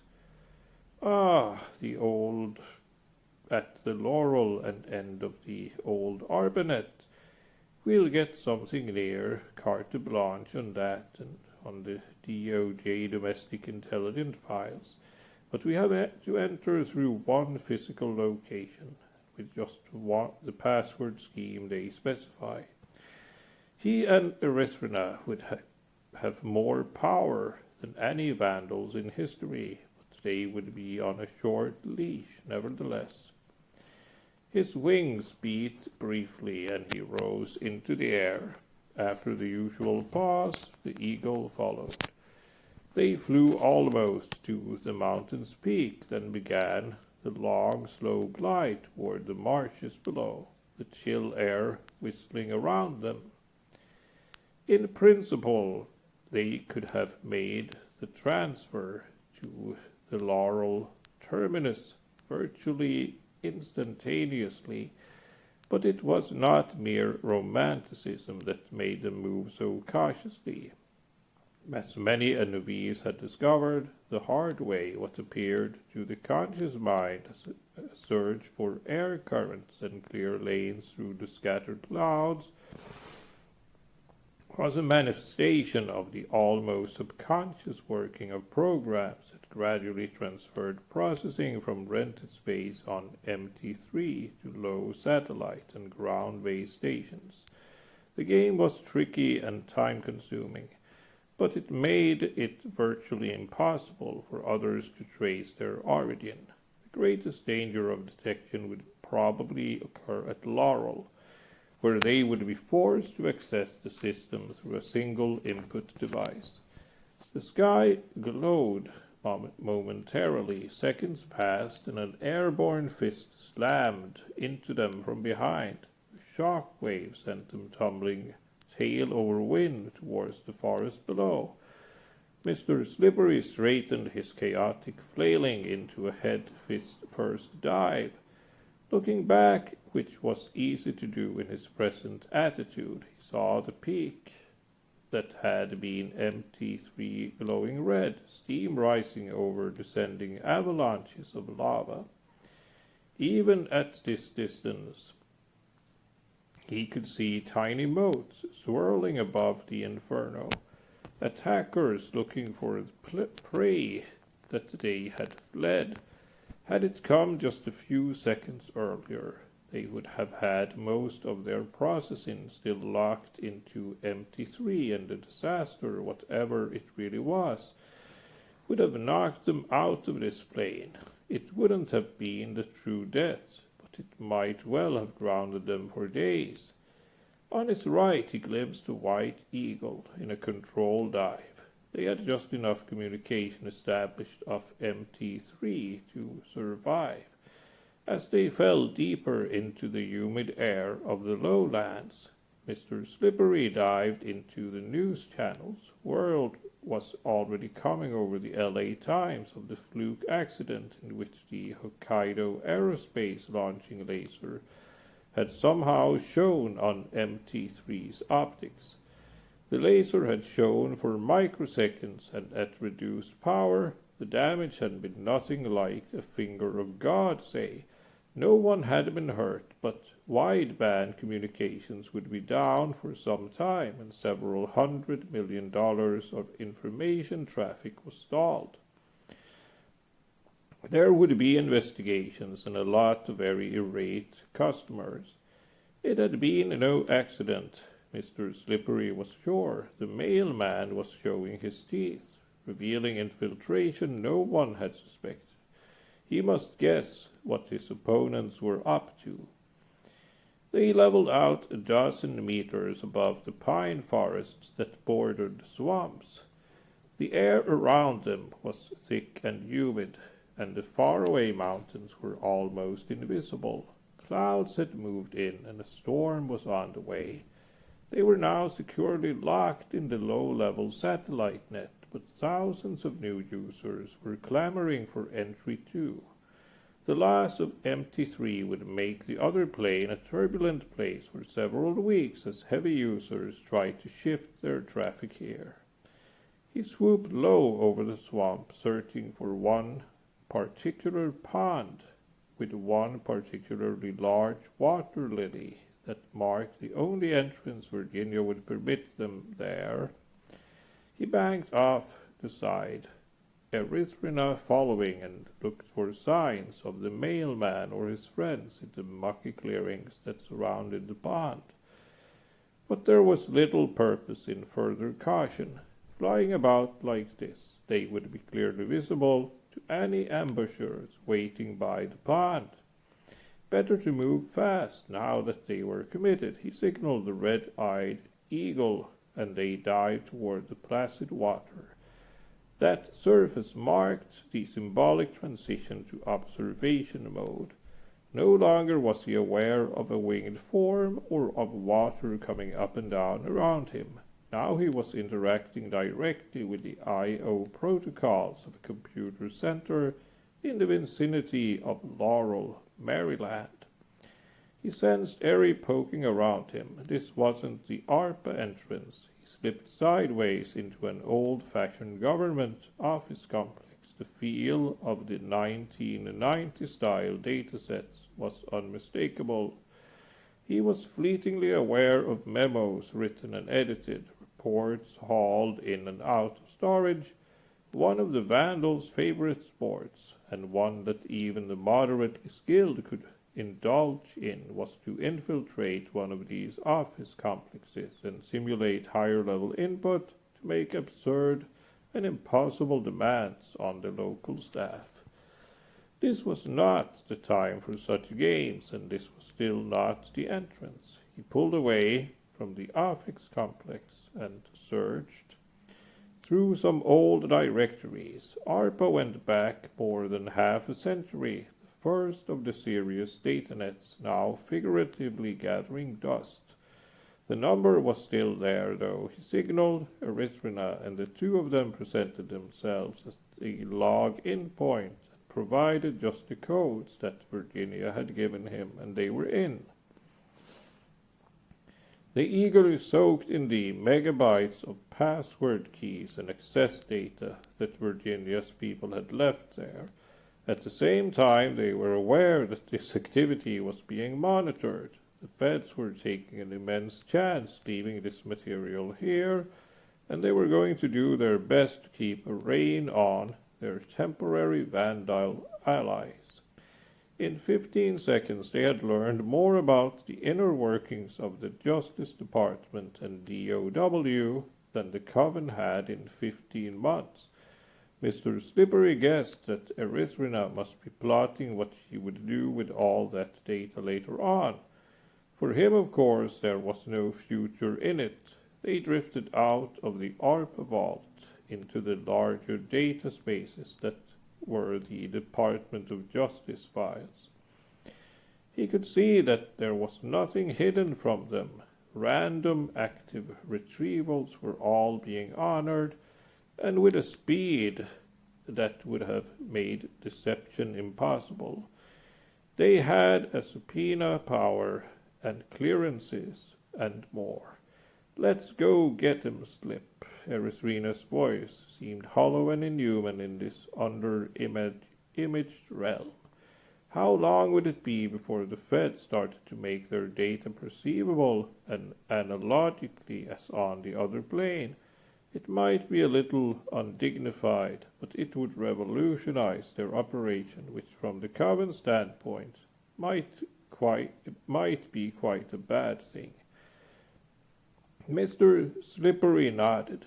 Now that they had more than enough power to undertake the sort of work they had planned, in seconds they had searched all the locally available files on off-planet transmissions. Then they dove out of the DOJ net, Mr. Slippery to Pasadena, and the JPL Planetary Probe Archives, Erythrina to Cambridge, and the Harvard Multispectral Patrol. It should take several hours to survey these records to determine just what transmissions might be cover for the alien invasion that both the Feds and Erythrina were guessing had begun. But Mr. Slippery had barely started when he noticed there were dozens of processors within reach that he could just grab with his new federal powers. He checked carefully to make sure he wasn't upsetting air traffic control or hospital life support, then quietly stole the computing resources of several hundred unknowing users whose data sets automatically switched to other resources. Now he had more power than he would ever have risked taking in the past. On the other side of the continent, he was aware that Erythrina had done something similar. In 3 minutes they had sifted through 5 years' transmissions, far more thorough than they had originally planned. No sign of him, he sighed, and looked at Erythrina. They had found plenty of irregular sources at Harvard, but there was no orbital fit. All transmissions from NASA probes checked out legitimately. Yes, her face, with its dark skin and slanting eyes, seemed to hover beside him. Apparently with her new power she could imagine even here. But we haven't really done much more than the Feds could, given couple of months of dataset work. I know it's more than we have planned to do, but we've badly used the resources they've opened to us. It was true. He looked around, feeling suddenly like a small boy let loose in a candy shop. He sensed enormous databases and the power that would let him use them. Perhaps the cops had not intended them to take advantage of this, but it was obvious that with these powers they could do a search no enemy could evade. Okay, he said, let's pig it. Eri laughed and made a loud snuffling sound. Carefully, quickly, they grabbed non-critical data processing facilities all along the east-west nets. In seconds, they were the biggest users in North America. The drain would be clear to anyone monitoring the system, though a casual user might notice only increasing delays in the turnaround. Modern nets are at least as resilient as old-time power nets, but like power nets, they have their elastic limit and their breaking point. So far, at least, he and Erythrina were far short of those, but they were experiencing what no human had ever known before, sensory bandwidth, thousands of times normal. For seconds that seemed without end, their minds were filled with a jumble verging on pain, data that was not information, and information that was not knowledge. To hear 10 million simultaneous phone conversations, to see the continent's entire video output should have been a white noise. Instead, it was a tidal wave of detail rammed through the tiny aperture of their minds. The pain increased, and Mr. Slippery panicked. This could be the true death, some kind of sensory burnout. Erythrina's voice was faint against the roar. Use everything, not just the inputs. And he had just enough sense left to see what she meant. He controlled more than raw data now. If he could master them, the continent's computers could process this avalanche much the way parts of the human brain pre-process their input. More seconds passed, but now with a sense of time as he struggled to distribute his very consciousness through the system. Then it was over, and he had control once more. But things would never be the same. The human that had been Mr. Slippery was an insect wandering in the cathedrals his mind had become. There simply was more there than before. No sparrow could fall without his knowledge. Via air traffic control, no check could be cashed without his noticing over the bank communication net. More than 300 million lives swept before what his senses had become. Around and around through him he felt the other occupant, Erythrina, now equally grown. They looked at each other for an unending fraction of a second, their communication more kinesthetic than verbal. Finally she smiled, the old smile now deep with meaning she could never imagine before. Pity the poor mailman now. Again they searched, but now it was through all the civil databases, a search that could only be dreamed of by mortals. The signs were there, a near invisible system of manipulations hidden among more routine crimes and vandalisms. Someone had been at work within the Venezuelan system, at last at the North American end. The trail was tricky to follow. Their enemy seemed to have at least some of their own powers, but they saw it lead back into the labyrinths of the federal bureaucracy. Resources diverted, individuals promoted or transferred, not quite according to the automatic regulations that should govern. These were changes so small they were never guessed at by ordinary employees, and only just sensed by the cops. But over the months they added up an instability that neither of the two searchers could quite understand, except to know that it was planned, and that it did the status quo no good. He's still too sharp for us, Slip. We're all over the civil nets, and we haven't seen a living sign of him. Yet we know he does a bit heavy processing on Earth or in low orbit. So he is either off North America or else he's penetrated the military. I bet it's a little bit of both. The point is we're going to have to follow him. And that meant taking over at least part of the US military system. Even if that was possible, it certainly went far beyond what Virginia and her friends had intended. As far as the cops were concerned, it would mean that the threat against government was tripled.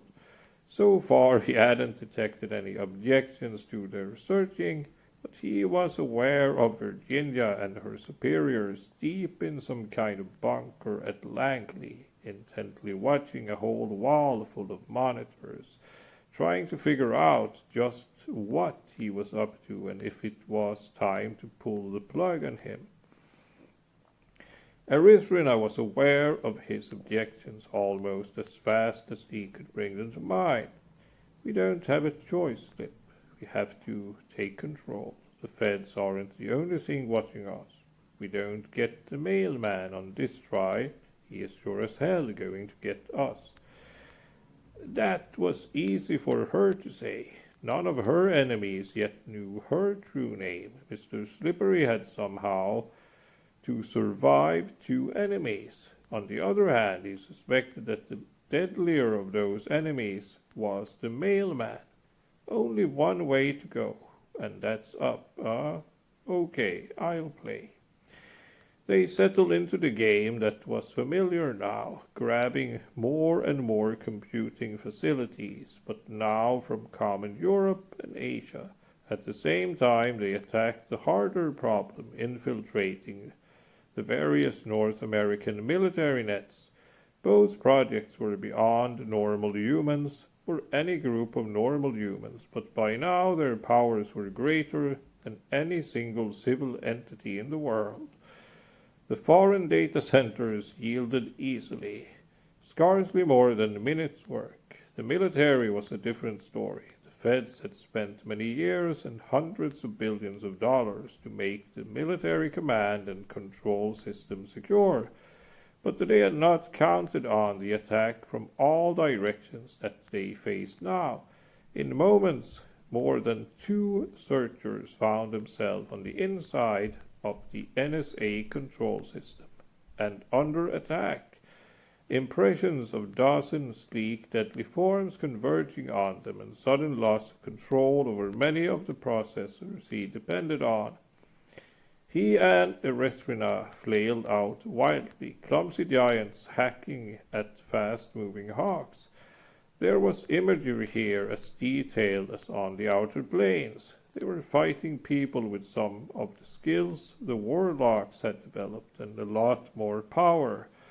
But it was still an uneven contest. He and Erythrina had too much experience and too much sheer processing mass behind them. One by one, the fighters flashed into incandescent destruction. He realized almost instantly that these were not the mailman's tools. They were powerful, but they fought as only moderately skilled warlocks might. In fact, they had encountered the most secret defense the government had for its military command and control. Civilian bureaucracies had stuck with obsolete datasets and old-fashioned DP languages. But the cutting edge of the military is always more willing to experiment.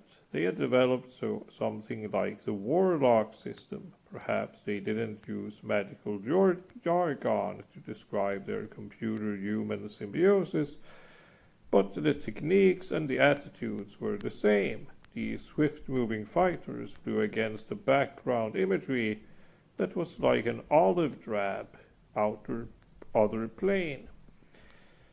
Compared to his present power, they were nothing, even as he and Erythrina swept the defenders out of the sky. He could feel his overconsciousness expanding further as more and more military system was absorbed into their pattern.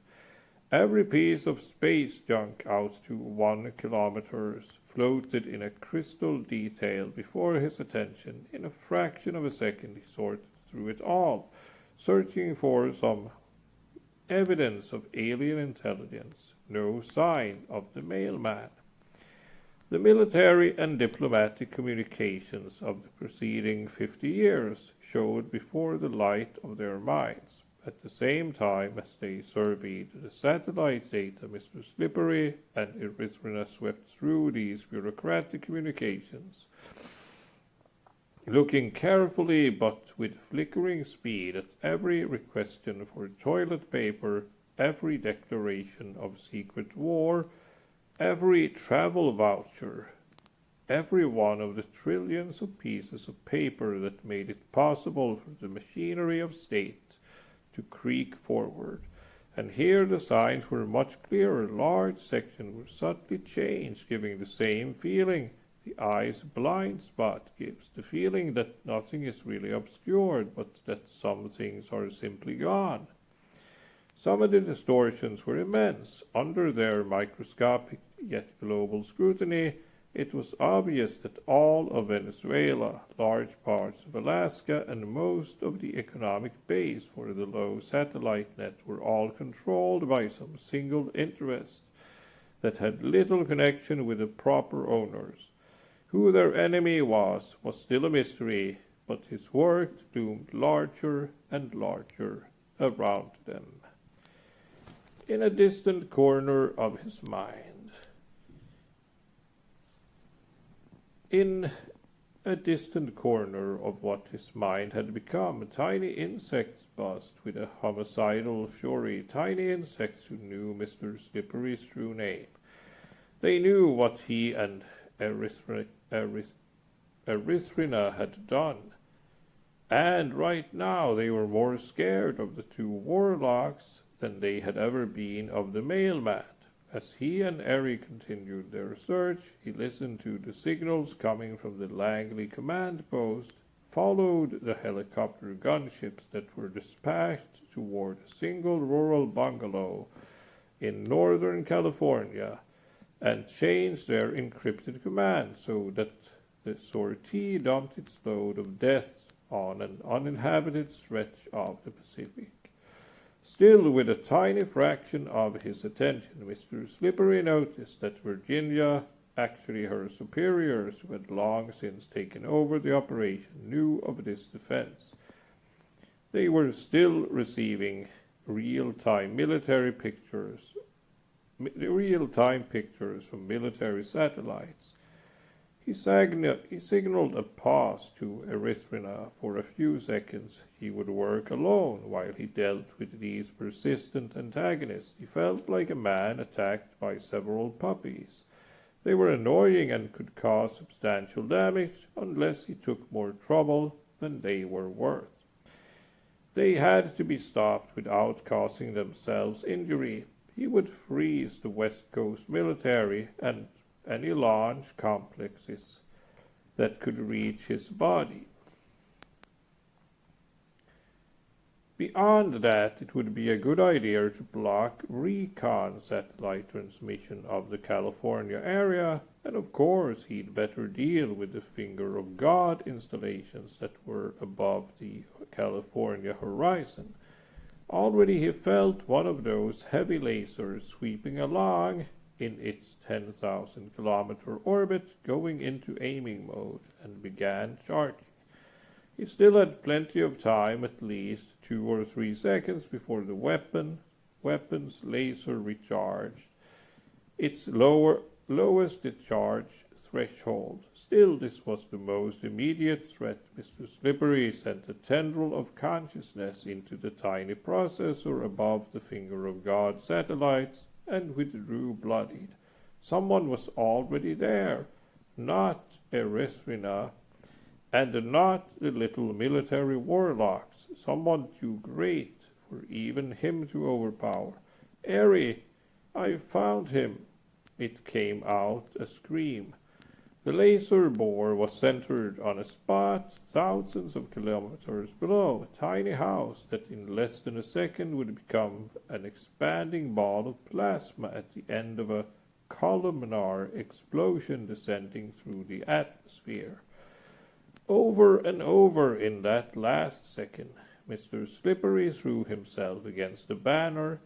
He felt the tiny military processor with no success. He traced its control to the lower satellite net to bigger processors that were equally shielded.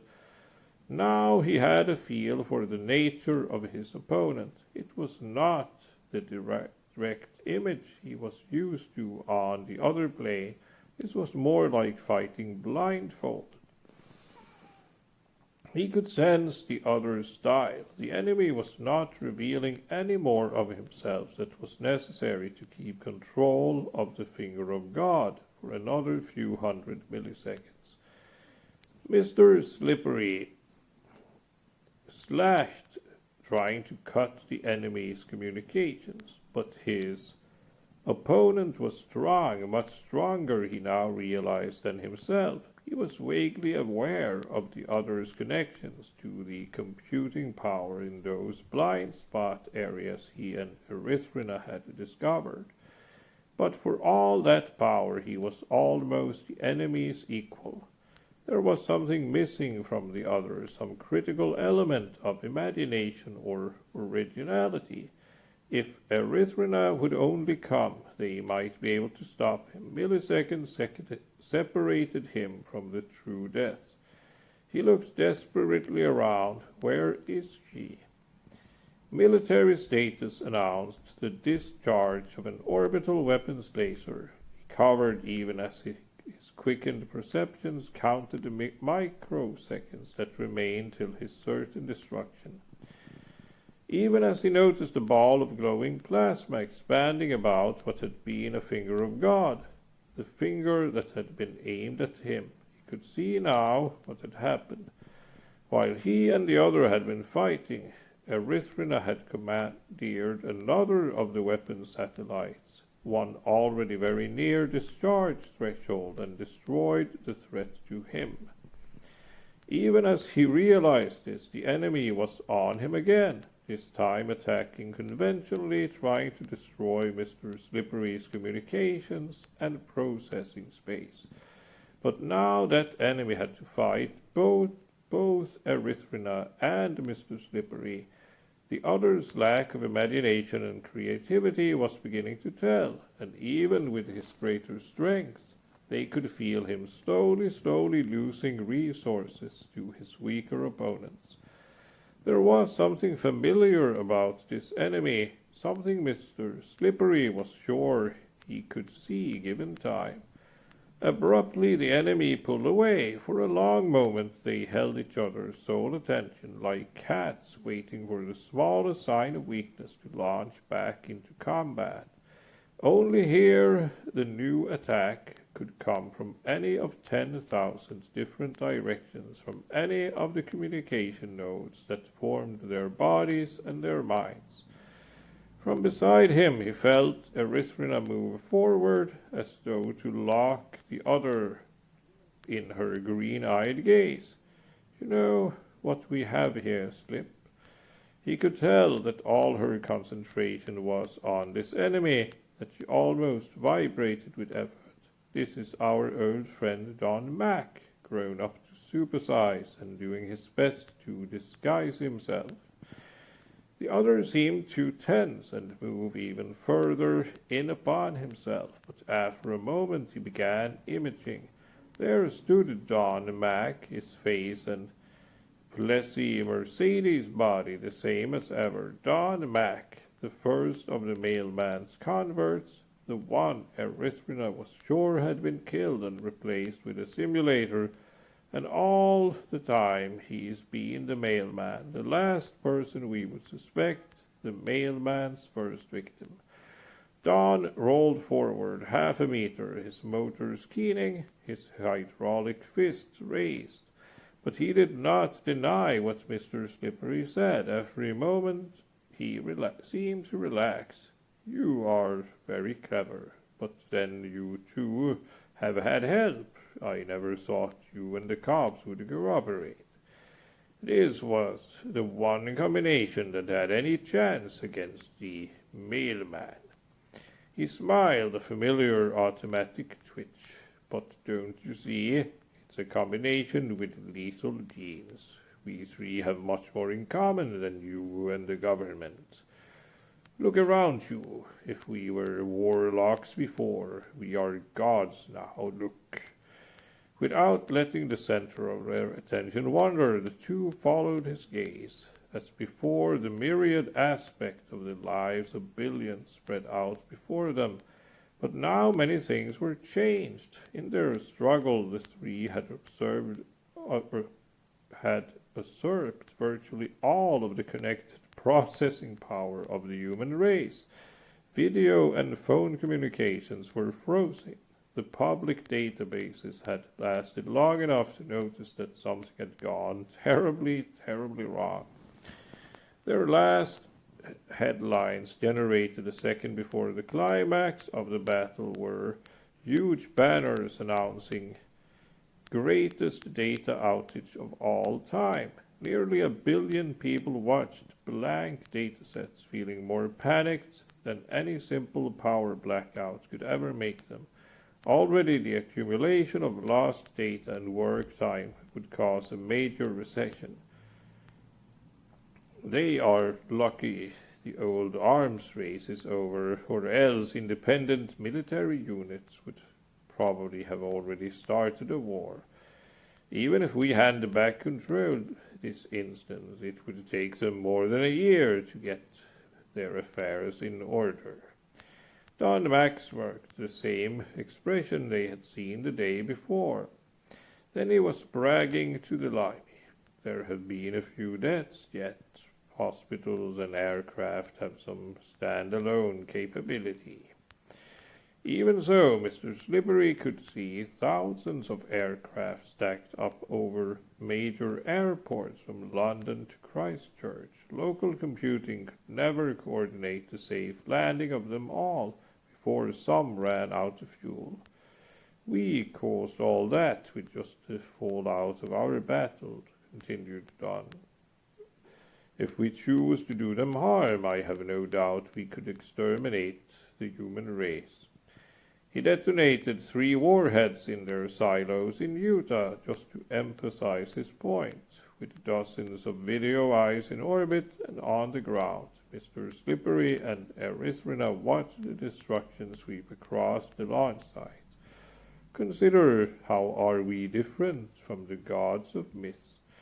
And like the gods of myth, we can rule and prosper, just as so long as we don't fight among ourselves. He looked expectantly from Mr. Slippery to Erythrina. There was a frown on the red one's dark face. He seemed to be concentrating on their opponent just as fiercely as ever. Don Mac turned back to Mr. Slippery. Slip, you especially should see that we have no choice but to cooperate. They know your true name. Of the 3 of us, your life is the most fragile, depending on protecting your body from a government that now considers you a traitor. You would have died 12 times over during the last 1,000 seconds if you hadn't used your new powers. And you can't go back, even if you play Boy Scouts, destroy me and return all obedient. Even then, they will kill you. They know how dangerous you are, perhaps even more dangerous than I. They can't afford to let you exist. And megalomania aside, that made perfect sense. Perfect and chilling sense. As they were talking, a fraction of Mr. Slippery's attention was devoted to confusing and obstructing the small infantry group that had been airdropped into the Arctica region just before the government lost all control. Their superiors had realized how easily he could countermand all their orders, and so the troops were instructed to ignore all outside direction until they had destroyed a certain Roger Pollack. Fortunately, they were depending on city directories and orbit-fed street maps, and he had been keeping them going in circles for some time now. It was a nuisance, and sooner or later he would have to decide on a more permanent solution. But what was a simple nuisance in his present state would be near instant death if he returned to his normal self. He looked at Erythrina. Was there any way around Don's arguments? Her eyes were almost shut, and her frown had deepened. He sensed that more and more of her resources were involved in some pattern analysis. He wondered if she had even heard what Don Mac said.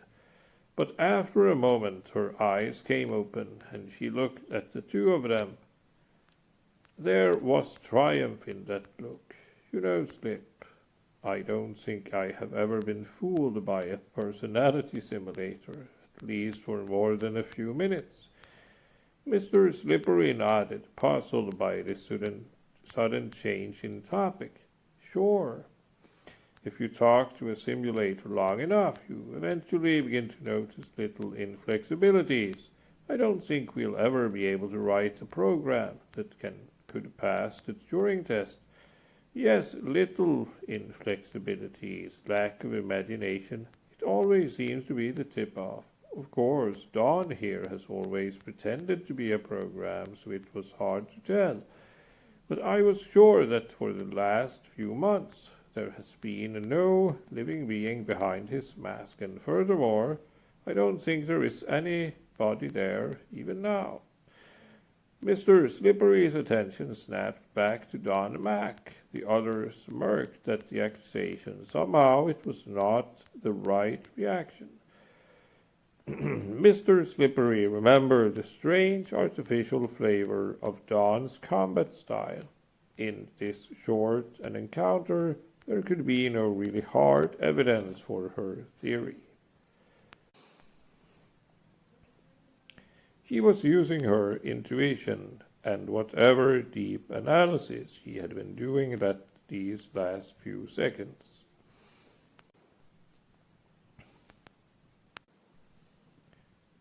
But that means we still haven't found the mailman, right?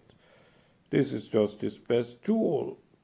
I'll bet the mailman simply used the pattern he stole from the murdered Don Mack as the basis for this automatic defense system we've been fighting. The mailman's time lag is a very real thing, not a red herring at all. Somehow it is the whole secret of who he really is. In any case, it makes our present situation a lot easier. She smiled at Don Mack as though he were a real person. Usually it was easier to behave that way towards simulators. In this case, there was a good deal of triumph in her smile. You almost won for your master, Don. You almost had us convinced, but now that we know what we are dealing with, it will be easy to.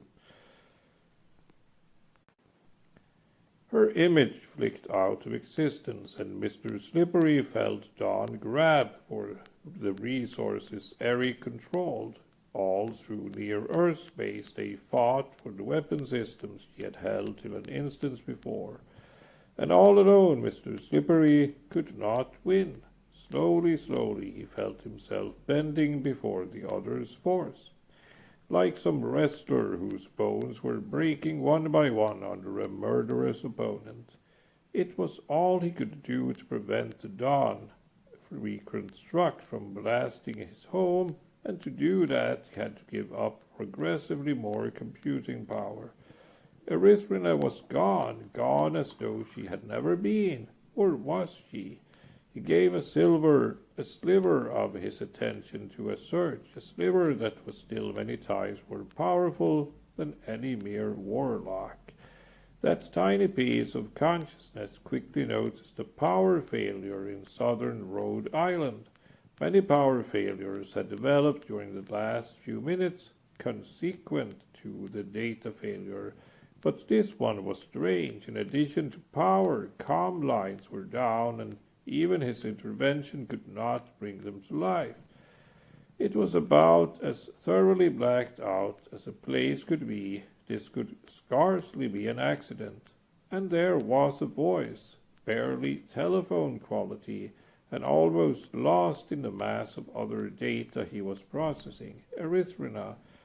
She had, via some incredibly tortuous detour, retained a communication path to the outside. His gaze swept the blacked-out Provence suburb. It consisted of new Urbaps, perhaps 100,000 units in all.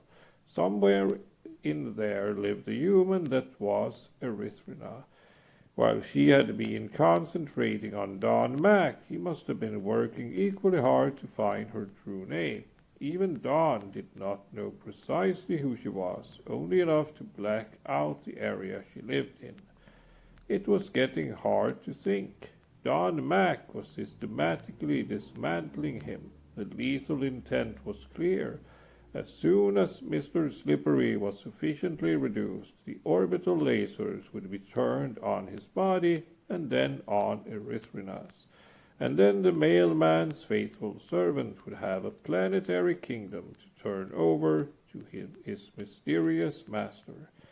He listened to the tiny voice that still leaked out of Providence. It didn't make much sense. She sounded hysterical, panicked. He was surprised that she could speak at all.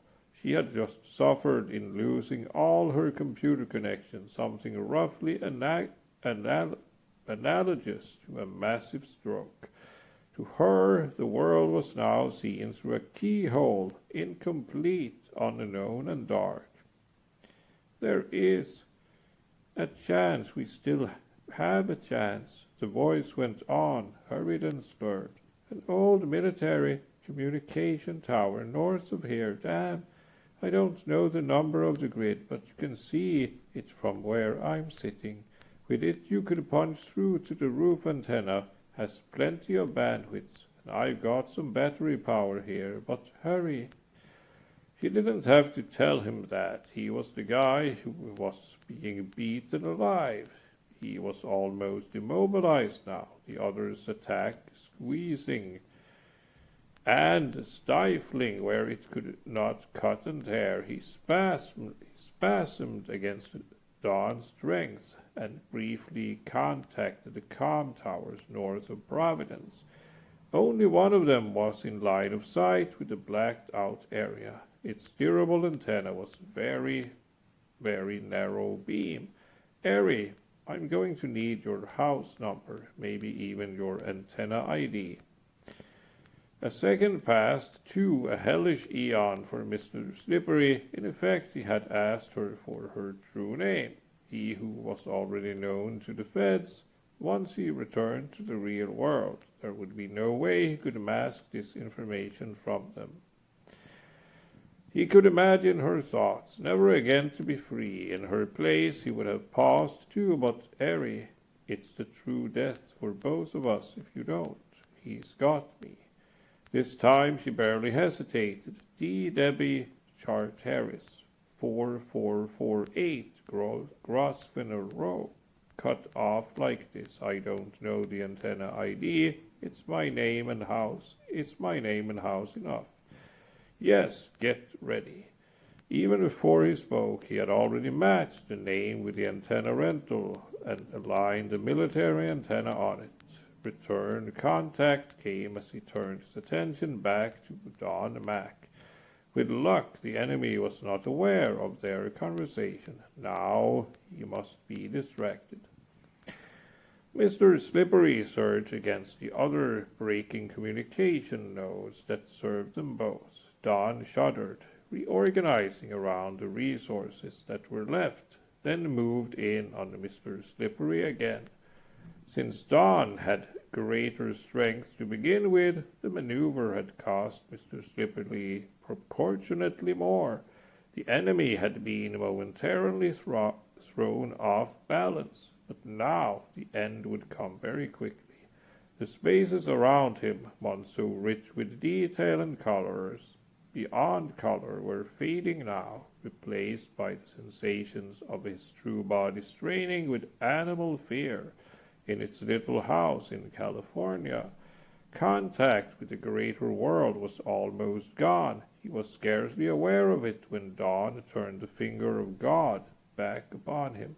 Consciousness, the superhuman consciousness of before, returned almost unsensed.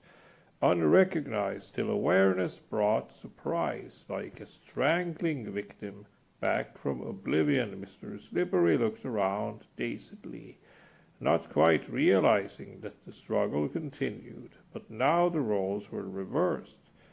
Don Mac had been caught by surprise in the act of finishing off what he thought was his only remaining enemy. Erythrina had used that surprise to good advantage, coming in upon her opponent from a Japanese data center, destroying much of Dawn's higher reasoning centers before the other was even aware of her. Large, unclaimed processing units lay all about, and as Dawn and Erythrina continued their struggle, Mr. Slippery quietly absorbed everything in reach. And now Dawn could have won against either or one of them alone, but when Mr. Slippery threw himself back into the battle, they had the advantage. Don Mac sensed this too, and with a brazeness that was either mindless or genius, he returned to his original appeal. There is still time. The mailman will still forgive you. Mr. Slippery and Erythrina ripped at their enemy from both sides, disconnecting vast blocks of communications, processing, and data resources. They denied the mass transmits to him, and one by one put the low-level satellites out of sync with his data accesses. Don was confined to landlines tied into a single military net that stretched from Washington to Denver. He was flailing randomly, using whatever instruments of destruction were still available all across the midsection of the U.S. Silo missiles detonated, ABM lasers swept back and forth across the sky. The world had been stopped short by the beginning of their struggle, but the ending could tear it to pieces. The damage to Mr. Slippery and Erythrina was slight. The risk that the random strokes would seriously damage them small. They ignored occasional slashing losses and concentrated single-mindedly on dismantling Don Mac. They discovered the object code for the simulator that was Don and zeroed it. Don, or his creator, was clever and had planted many copies, and a new one awakened every time they destroyed the running copy. But as the minutes passed, the simulator found itself with less and less to work with. Now it was barely more than it had been back in the Coven. Fools! The mailman is your natural ally. The feds will kill you. Don't you understand? The voice stopped in mid-shriek. As Erythrina zeroed in the currently running simulator, no other took up the task. There was a silence, an absence throughout. Erythrina glanced at Mr. Slippery, and the two continued their search through the enemy's territory. This data space was big, and there could be many more copies of Dawn hidden in it. But without the resources they presently held, the simulator could have no power. It was clear to both of them that no effective ambush could be hidden in these unmoving ruins. And they had complete copies of Don Mac to study. It was easy to trace the exact extent of his infection of the system. The two moved systematically, changing what they found so that it would behave as its original programmers had intended. Their work was so thorough that the feds might never realize just how extensively the mailman and his henchmen had infiltrated them, just how close he had come to total control.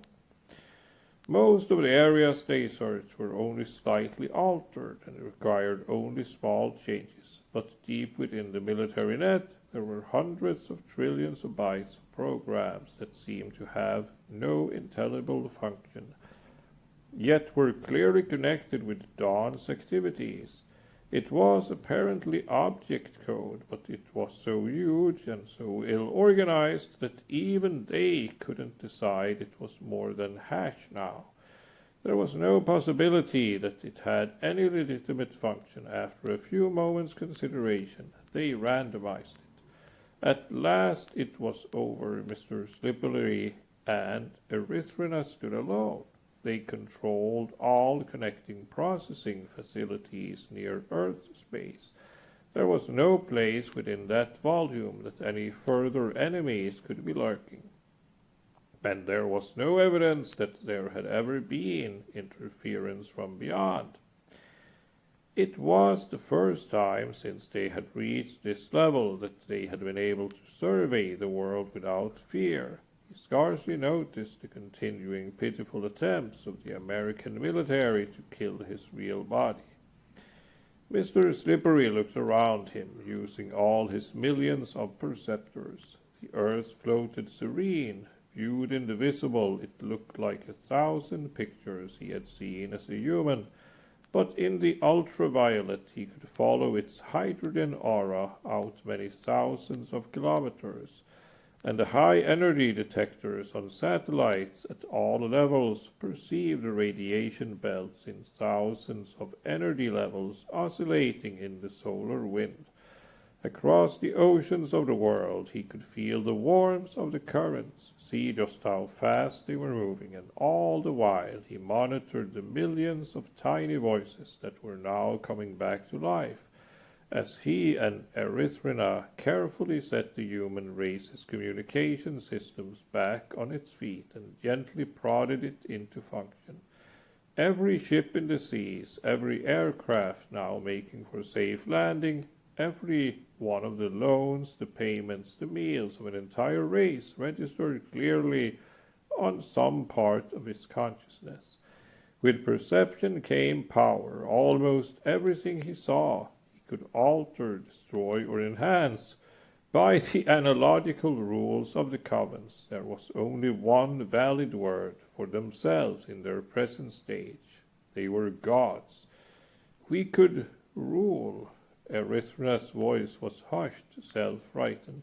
It might be tricky at first, assuring our body's protection, but we could rule.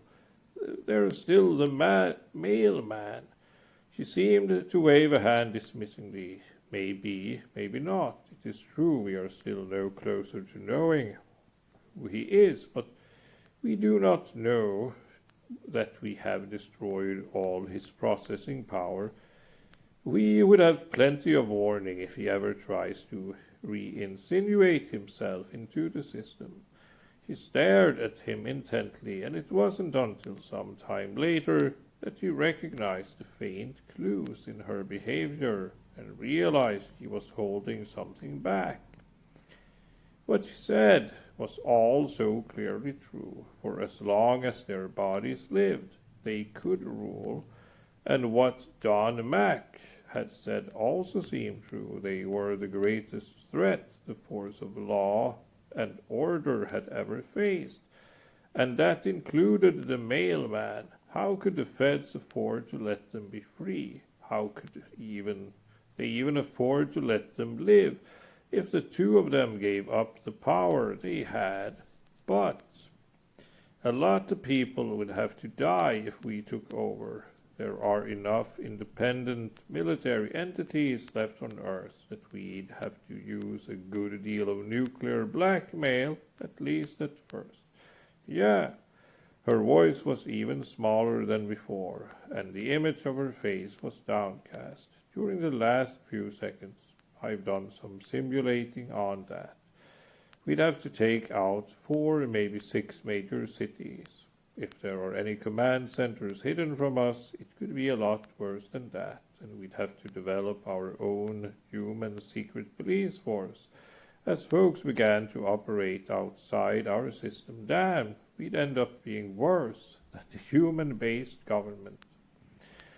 She saw the same conclusion in his face and grinned lopsidedly. You can't do it, and neither can I, so the state wins again.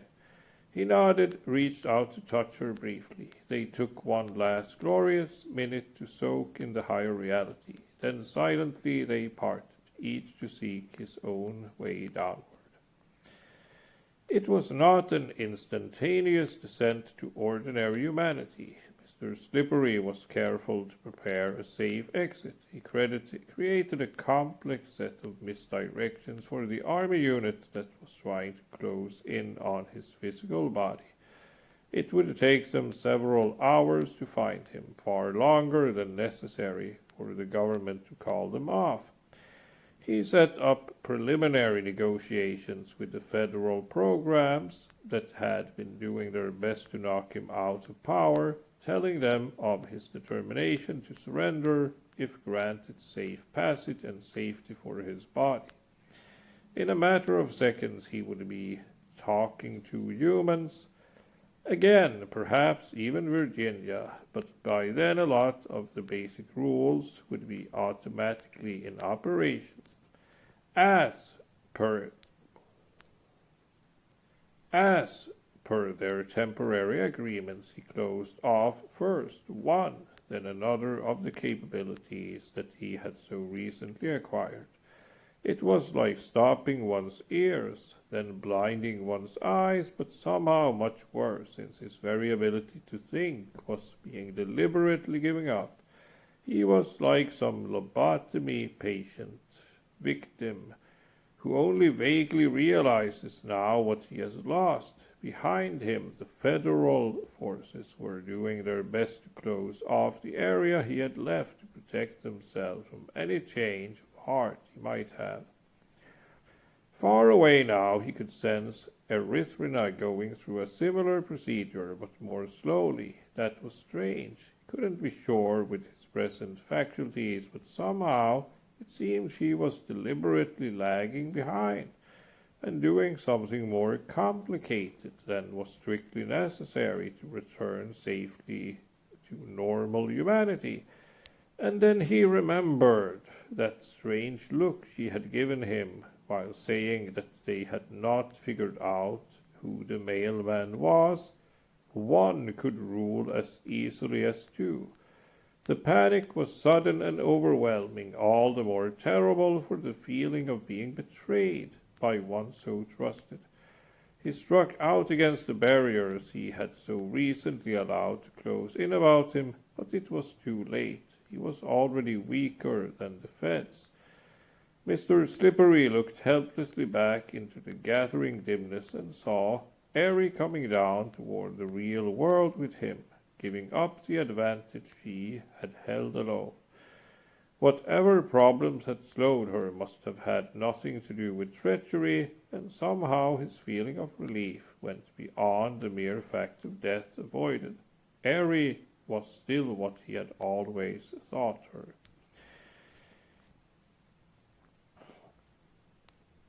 He was seeing a lot of Virginia lately, though of course not socially. Her crew had set up offices in Arcata, and twice a week she and one of her goons would come up to the house. No doubt it was one of the few government operations carried out face to face. She or her superior seemed to realize that anything done over the phone might be subject to trickery, which was true, of course. Given several weeks to himself, Pollock could have put together a robot phone connection, and using false IDs and priority permits been on a plane to Jakarta. There were a lot of superficial similarities between these meetings and the first encounter the previous spring. Pollock stepped to the door and watched the black Lincoln pull up the drive. As always, the vehicle came right into the cardboard. As always, the driver got out quickly, eyes flickering coldly across Pollock. As always, Virginia moved with military precision. In fact, he had discovered she had been promoted out of the army to her present job in DOW intelligence. The two walked purposefully to the bungalow, ignoring the summer sunlight and her deep wet green of the lawn and pines. He held the door open for them as they entered with silent arrogance, as always. He smiled to himself. In one sense, nothing had changed. They still had the power of life and death over him.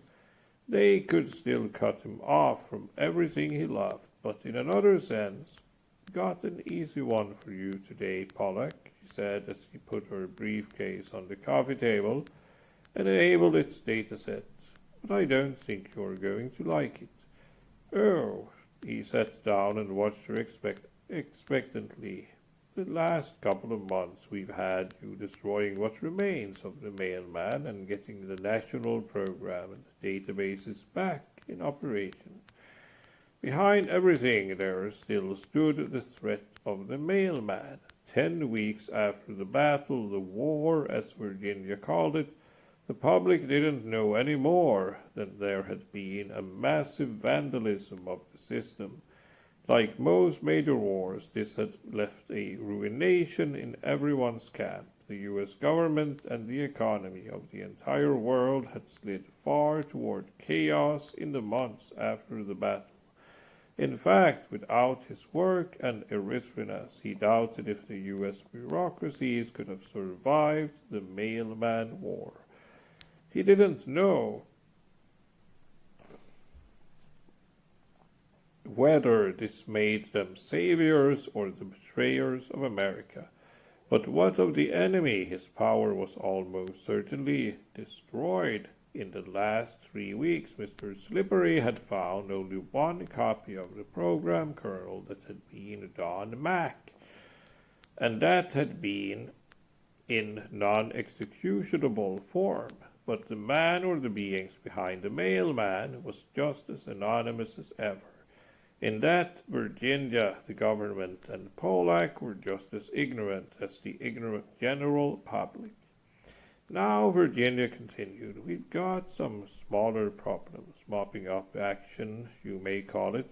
For nearly 2 decades, we've had to live with the topping vandalism of irresponsible individuals who put their petty self-interest ahead of the public's. Now that we've got you, we intend to put a stop to that. We want the true names of all abusers currently on the system, in particular the members of this so-called Coven you used to be part of. The so-called Coven you used to be part of. He had known that the demand would eventually come, but the knowledge made it this moment no less unpleasant. I'm sorry, I can't or won't. See here, Pollack, the price of your freedom is that you play things our way. You've broken enough laws to pursuit to justify putting you away forever. And we both know that you are so dangerous that you ought to be put away. There are people who feel even more strongly than that, Pollack. People who are not as soft in the head as I am. They simply want you and your girlfriend in Providence safely dead. The speech was delivered with characteristic flat bluntness, but she didn't quite meet his eyes as she spoke. Ever since she had returned from the battle, there had been a faint diffidence behind her bluster. She covered it well, but it was clear to Pollack that she didn't know if he should fear or respect him, or both. In any case, she seemed to recognize a basic mystery in him. She had more imagination than he had originally thought. It was a bit amusing, for there was very little special about Roger Pollack the man. He went from day to day feeling a husk of what he had once been, and trying to imagine what he could barely remember. Roger smiled almost sympathetically. I can't and won't, Virginia, and I don't think you will harm me for it. Let me finish. The only thing that frightens your bosses more than Erythrina and me is the possibility that there may be other unknown persons, maybe even the mailman back from wherever he has disappeared to, who might be equally powerful. She and I are your only real experts on this type of subversion. I bet that even if they could, your people wouldn't train their own clean-cut braided types as replacements for us. The more paranoid a security organization is, the less likely it is to trust anyone with this sort of power. Mr. Slippery and Erythrina are the known factors. The experts turned back from the brink. Our restraint was the only thing that stood between the powers that be and the powers that would be. Virginia was speechless for a moment, and Pollack could see that this was the crux of her changed attitude toward him all her life. She'd been taught that the individual is corrupted by power. She boggled at the notion that he had been offered mastery of all mankind and refused it. Finally, she smiled, and a quick smile that was gone almost before he noticed it. Okay, I'll pass on what you say. You may be right. The Vandals are a long-range threat to our basic American freedoms. But day to day, they are a mere annoyance. My superiors, the Department of Welfare, are probably willing to fight them as we have in the past. They'll tolerate your disobedience is this single matter as long as you and Erythrina loyally protect us against the superhuman threats. Pollock felt a great sense of relief. He had been so afraid the OW would be willing to destroy him for this refusal, and since the feds would never be free of their fear of the mailman, he and Debbie Charteris, Erythrina, would never be forced to betray their friends. But, continued the cop, that doesn't mean you get to ignore the Covens. The most likely place for the superhuman threats to rescue resurface is from within them. The Vandals are the people with the most real experience of the system. Even the army is beginning to see that. And if a superhuman type originates outside the Coven, we figure his ego will still make him show off to them, just as with the mailman. In addition, your other jobs, we want you to spend a couple of hours a week with each of the major covens. You will be one of the boys, only you're under responsible control, watching for any sign of mailman-type influence. I'll get to see Airy again. No, that rule still stands, and you should be grateful. I don't think we could tolerate your existence if there weren't two of you. With one in the other plane at a time, we'd always have a weapon in reserve. And as long as we can keep you from meeting there we can keep you from scheming against us. This is serious, Roger. If we catch you two or your surrogates playing around in the other plane, it will be the end. She looked hard at him for a moment, then appeared to take that for acquiescence. The next half hour was devoted to the details of this week's assignments.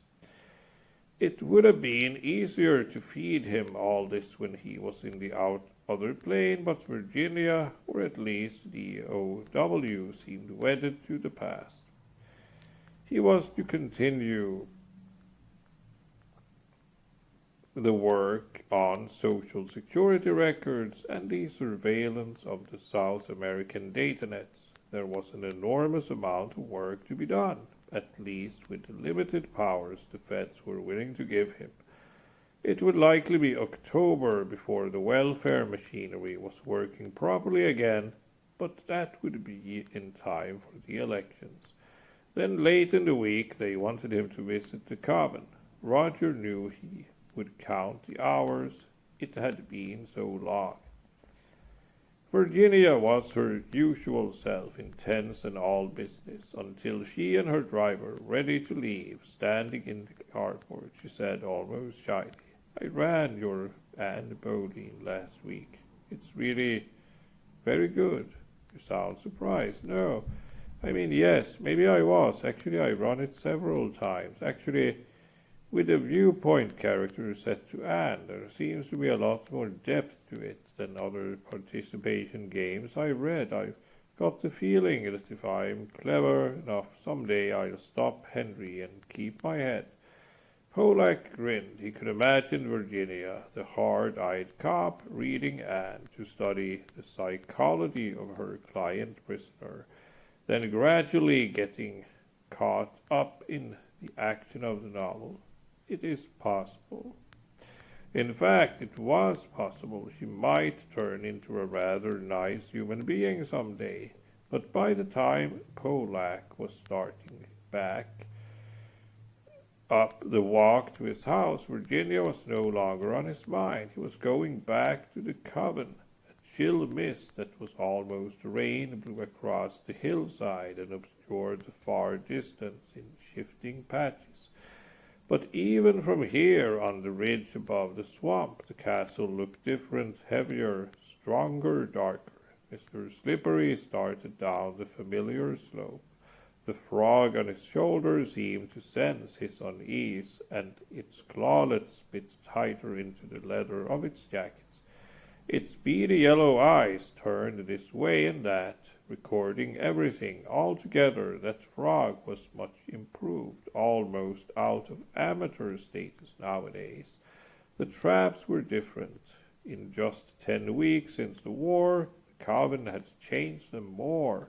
than in the previous 2 years. Every so often he shook the gathering droplets of water from his face and peered more closely at a bush or boulder by the side of the path.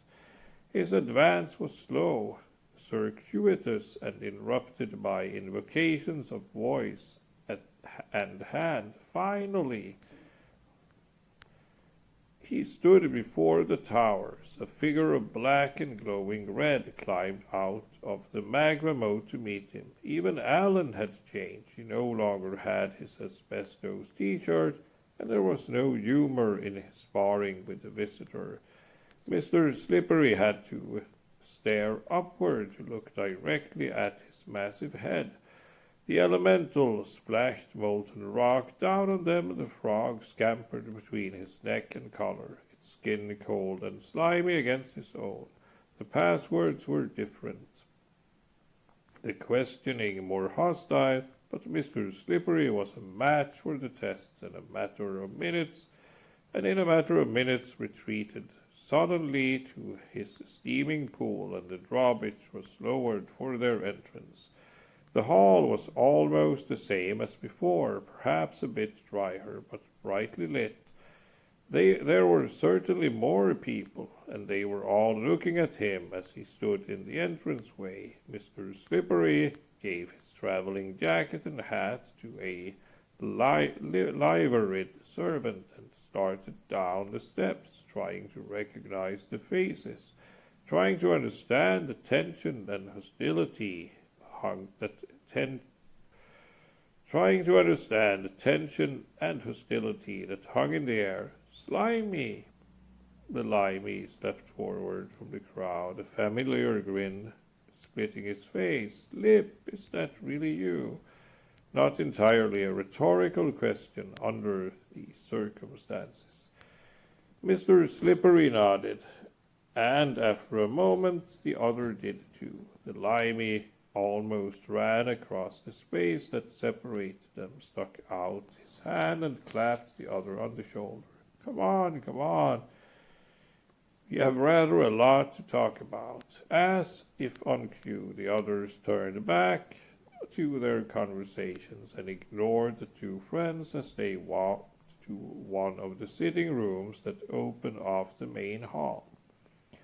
Mr. Slippery felt like a man returning to his old school 10 years after graduation. Almost all the faces were different, and he had the feeling that he could never belong here again. But this was only 10 weeks, not 10 years. The slimy limey shut the heavy door, and the sounds from the main room were muted. He waved Slip to a chair and made a show of mixing them some drinks. They're all simulators, aren't they? Slip said quietly. Ah. The limey broke off his stream of chatter and shook his head glumly. Not all. I've recruited 4 or 5 apprentices. They do their best to make the place look thriving and occupied. You may have noticed various improvements in our security. It looks stronger, but it's more appearance than fact. Slimy shrugged. I really didn't expect it to fool the likes of you. Mr. Slippery leaned forward. Who's left from the old group? Slimy. Don's gone. The mailman's gone. The mailman is gone. Wiley bastard shows up a couple of times a month, but he's not much fun anymore. I think Erythrina's still on the system, but she hasn't come by. I thought you were gone until today. What about Robin Hood? Gone. That accounted for all the top talents. Virginia the Frog hadn't been giving away all that much when she excused him from betraying the Coven. Slip wondered if there was any hint of smugness in the Frog's fixed and lipless smile. What happened? The other side. There's a depression on down in the real world, in case you hadn't noticed. It's being blamed on us vandals. I know. That could scarcely explain Robin's disappearance, only the lesser one. Slip. I think most of our friends are either dead, truly dead, or very frightened that if they come back into this plane, they will become truly dead. This felt very much like history repeating itself. How do you mean? The limey leaned forward. Slip. It's quite obvious the government's feeding us lies about what caused the depression. They say it was a combination of programming errors and the work of vandals. We know that that can't be true. No ordinary vandals could cause that sort of damage. Right after the crash, I looked at what was left of the Fed's databases. Whatever ripped things off was more powerful than any vandal. And I've spoken with, perhaps I should say, interrogated Wiley. What we see in the real world and on this plane is in fact the wreckage of a bloody major war between creatures as far above me as I am above a chimp. The names we know them by are the mailman, Erythrina, and just possibly Mr. Slippery. Me. Slip tensed and sent out probes along the communication links which he perceived had created the image before him. Even though on a leash, Mr. Slippery was far more powerful than any normal warlock, and it should have been easy to measure the power of this potential opponent, but the limey was a diffuse, almost nebulous presence. Slip couldn't tell if he were facing an opponent in the same class as himself. In fact, he had no clear idea of the other's strength, which was even more ominous. The limey didn't seem to notice. That's what I thought. Now I doubt it. I wager you were used like Wiley and possibly Don by the other combatants. And I see that now you're in someone's thrall. His finger stabbed at the yellow-eyed frog on Mr. Slippery's shoulder, and a sparkle of whiskey flew into the creature's face. Virginia, whoever was controlling the beast, didn't know what to do, and the frog froze momentarily, then recovered its wits and emitted a pale burst of flame. The limey laughed.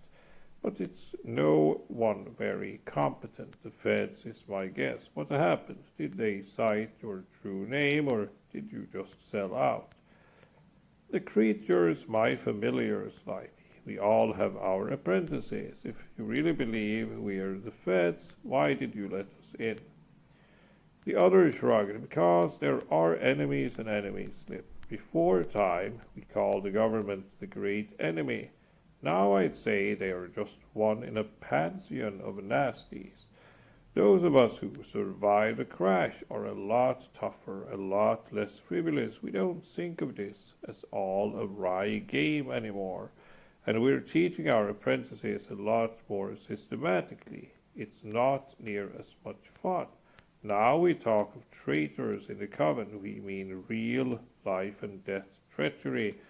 But it's necessary when it comes to it. If we,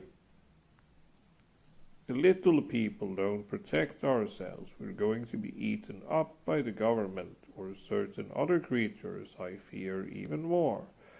The frog shifted restively on Mr. Slippery's shoulder, and he could imagine Virginia getting ready to deliver some speech on the virtue of obeying the laws of society in order to reap its protection.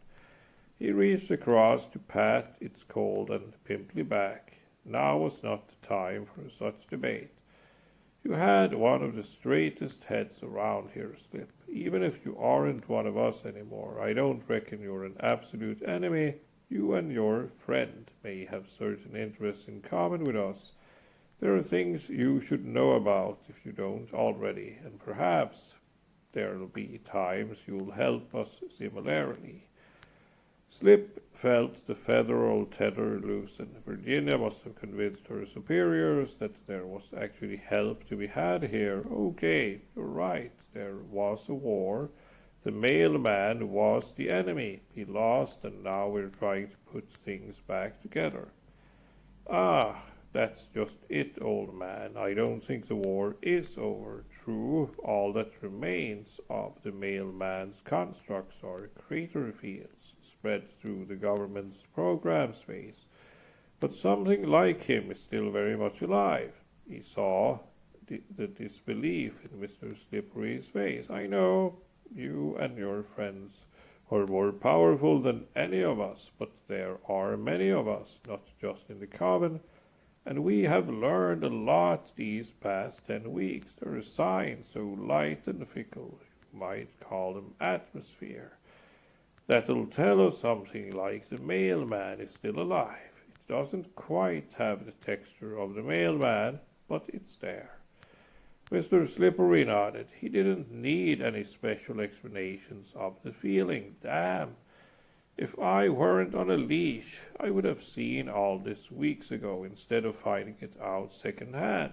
He thought back to those last minutes of their descent from godhood and felt a chill.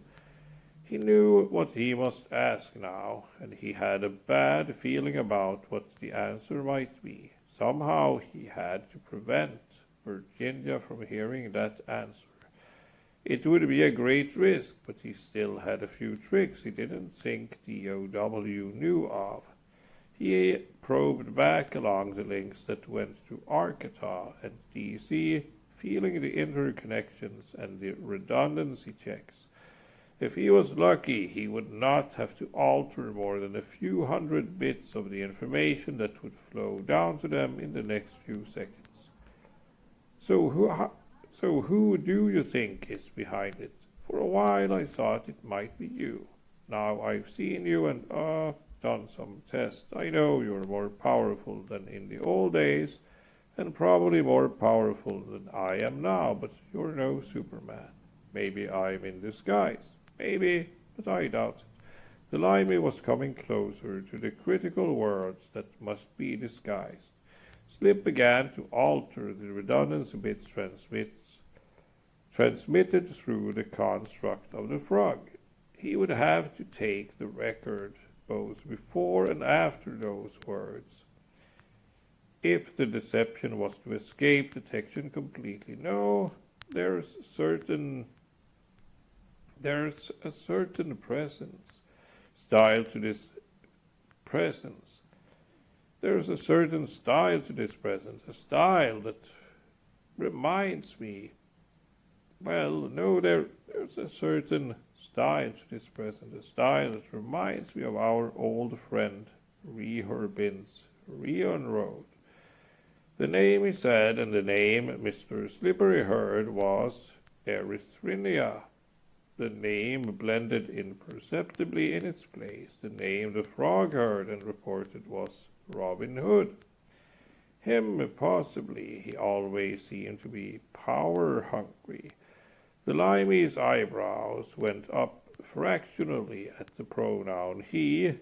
Besides, Robin had been a fantastically clever vandal, not a power-grabber. Slimy's eyes flickered toward the frog, and Mr. Slippery prayed that he would play along. "Do you really think this is as great a threat as the mailman? Who knows? The present isn't as widespread as the mailman's, and since the crash no more of us has disappeared. Also, I'm not sure that he is the only such creature left. Perhaps the original mailman is still around. And you can't decide who it is that I'm really trying to fool, can you?" The discussion continued for another half hour, a weird three-way fencing match with just two active players. On the one hand, he and the limey were trying to communicate past the frog, and on the other, the slimy limey was trying to decide if perhaps Slip was the real enemy, and the frog a potential ally. The hell of it was, Mr. Slippery wasn't sure himself of the answer to that puzzle. Slimy walked him out to the drawbridge for a few moments. They stood on the graven ceramic plating and spoke. Below them, Adam paddled back and forth.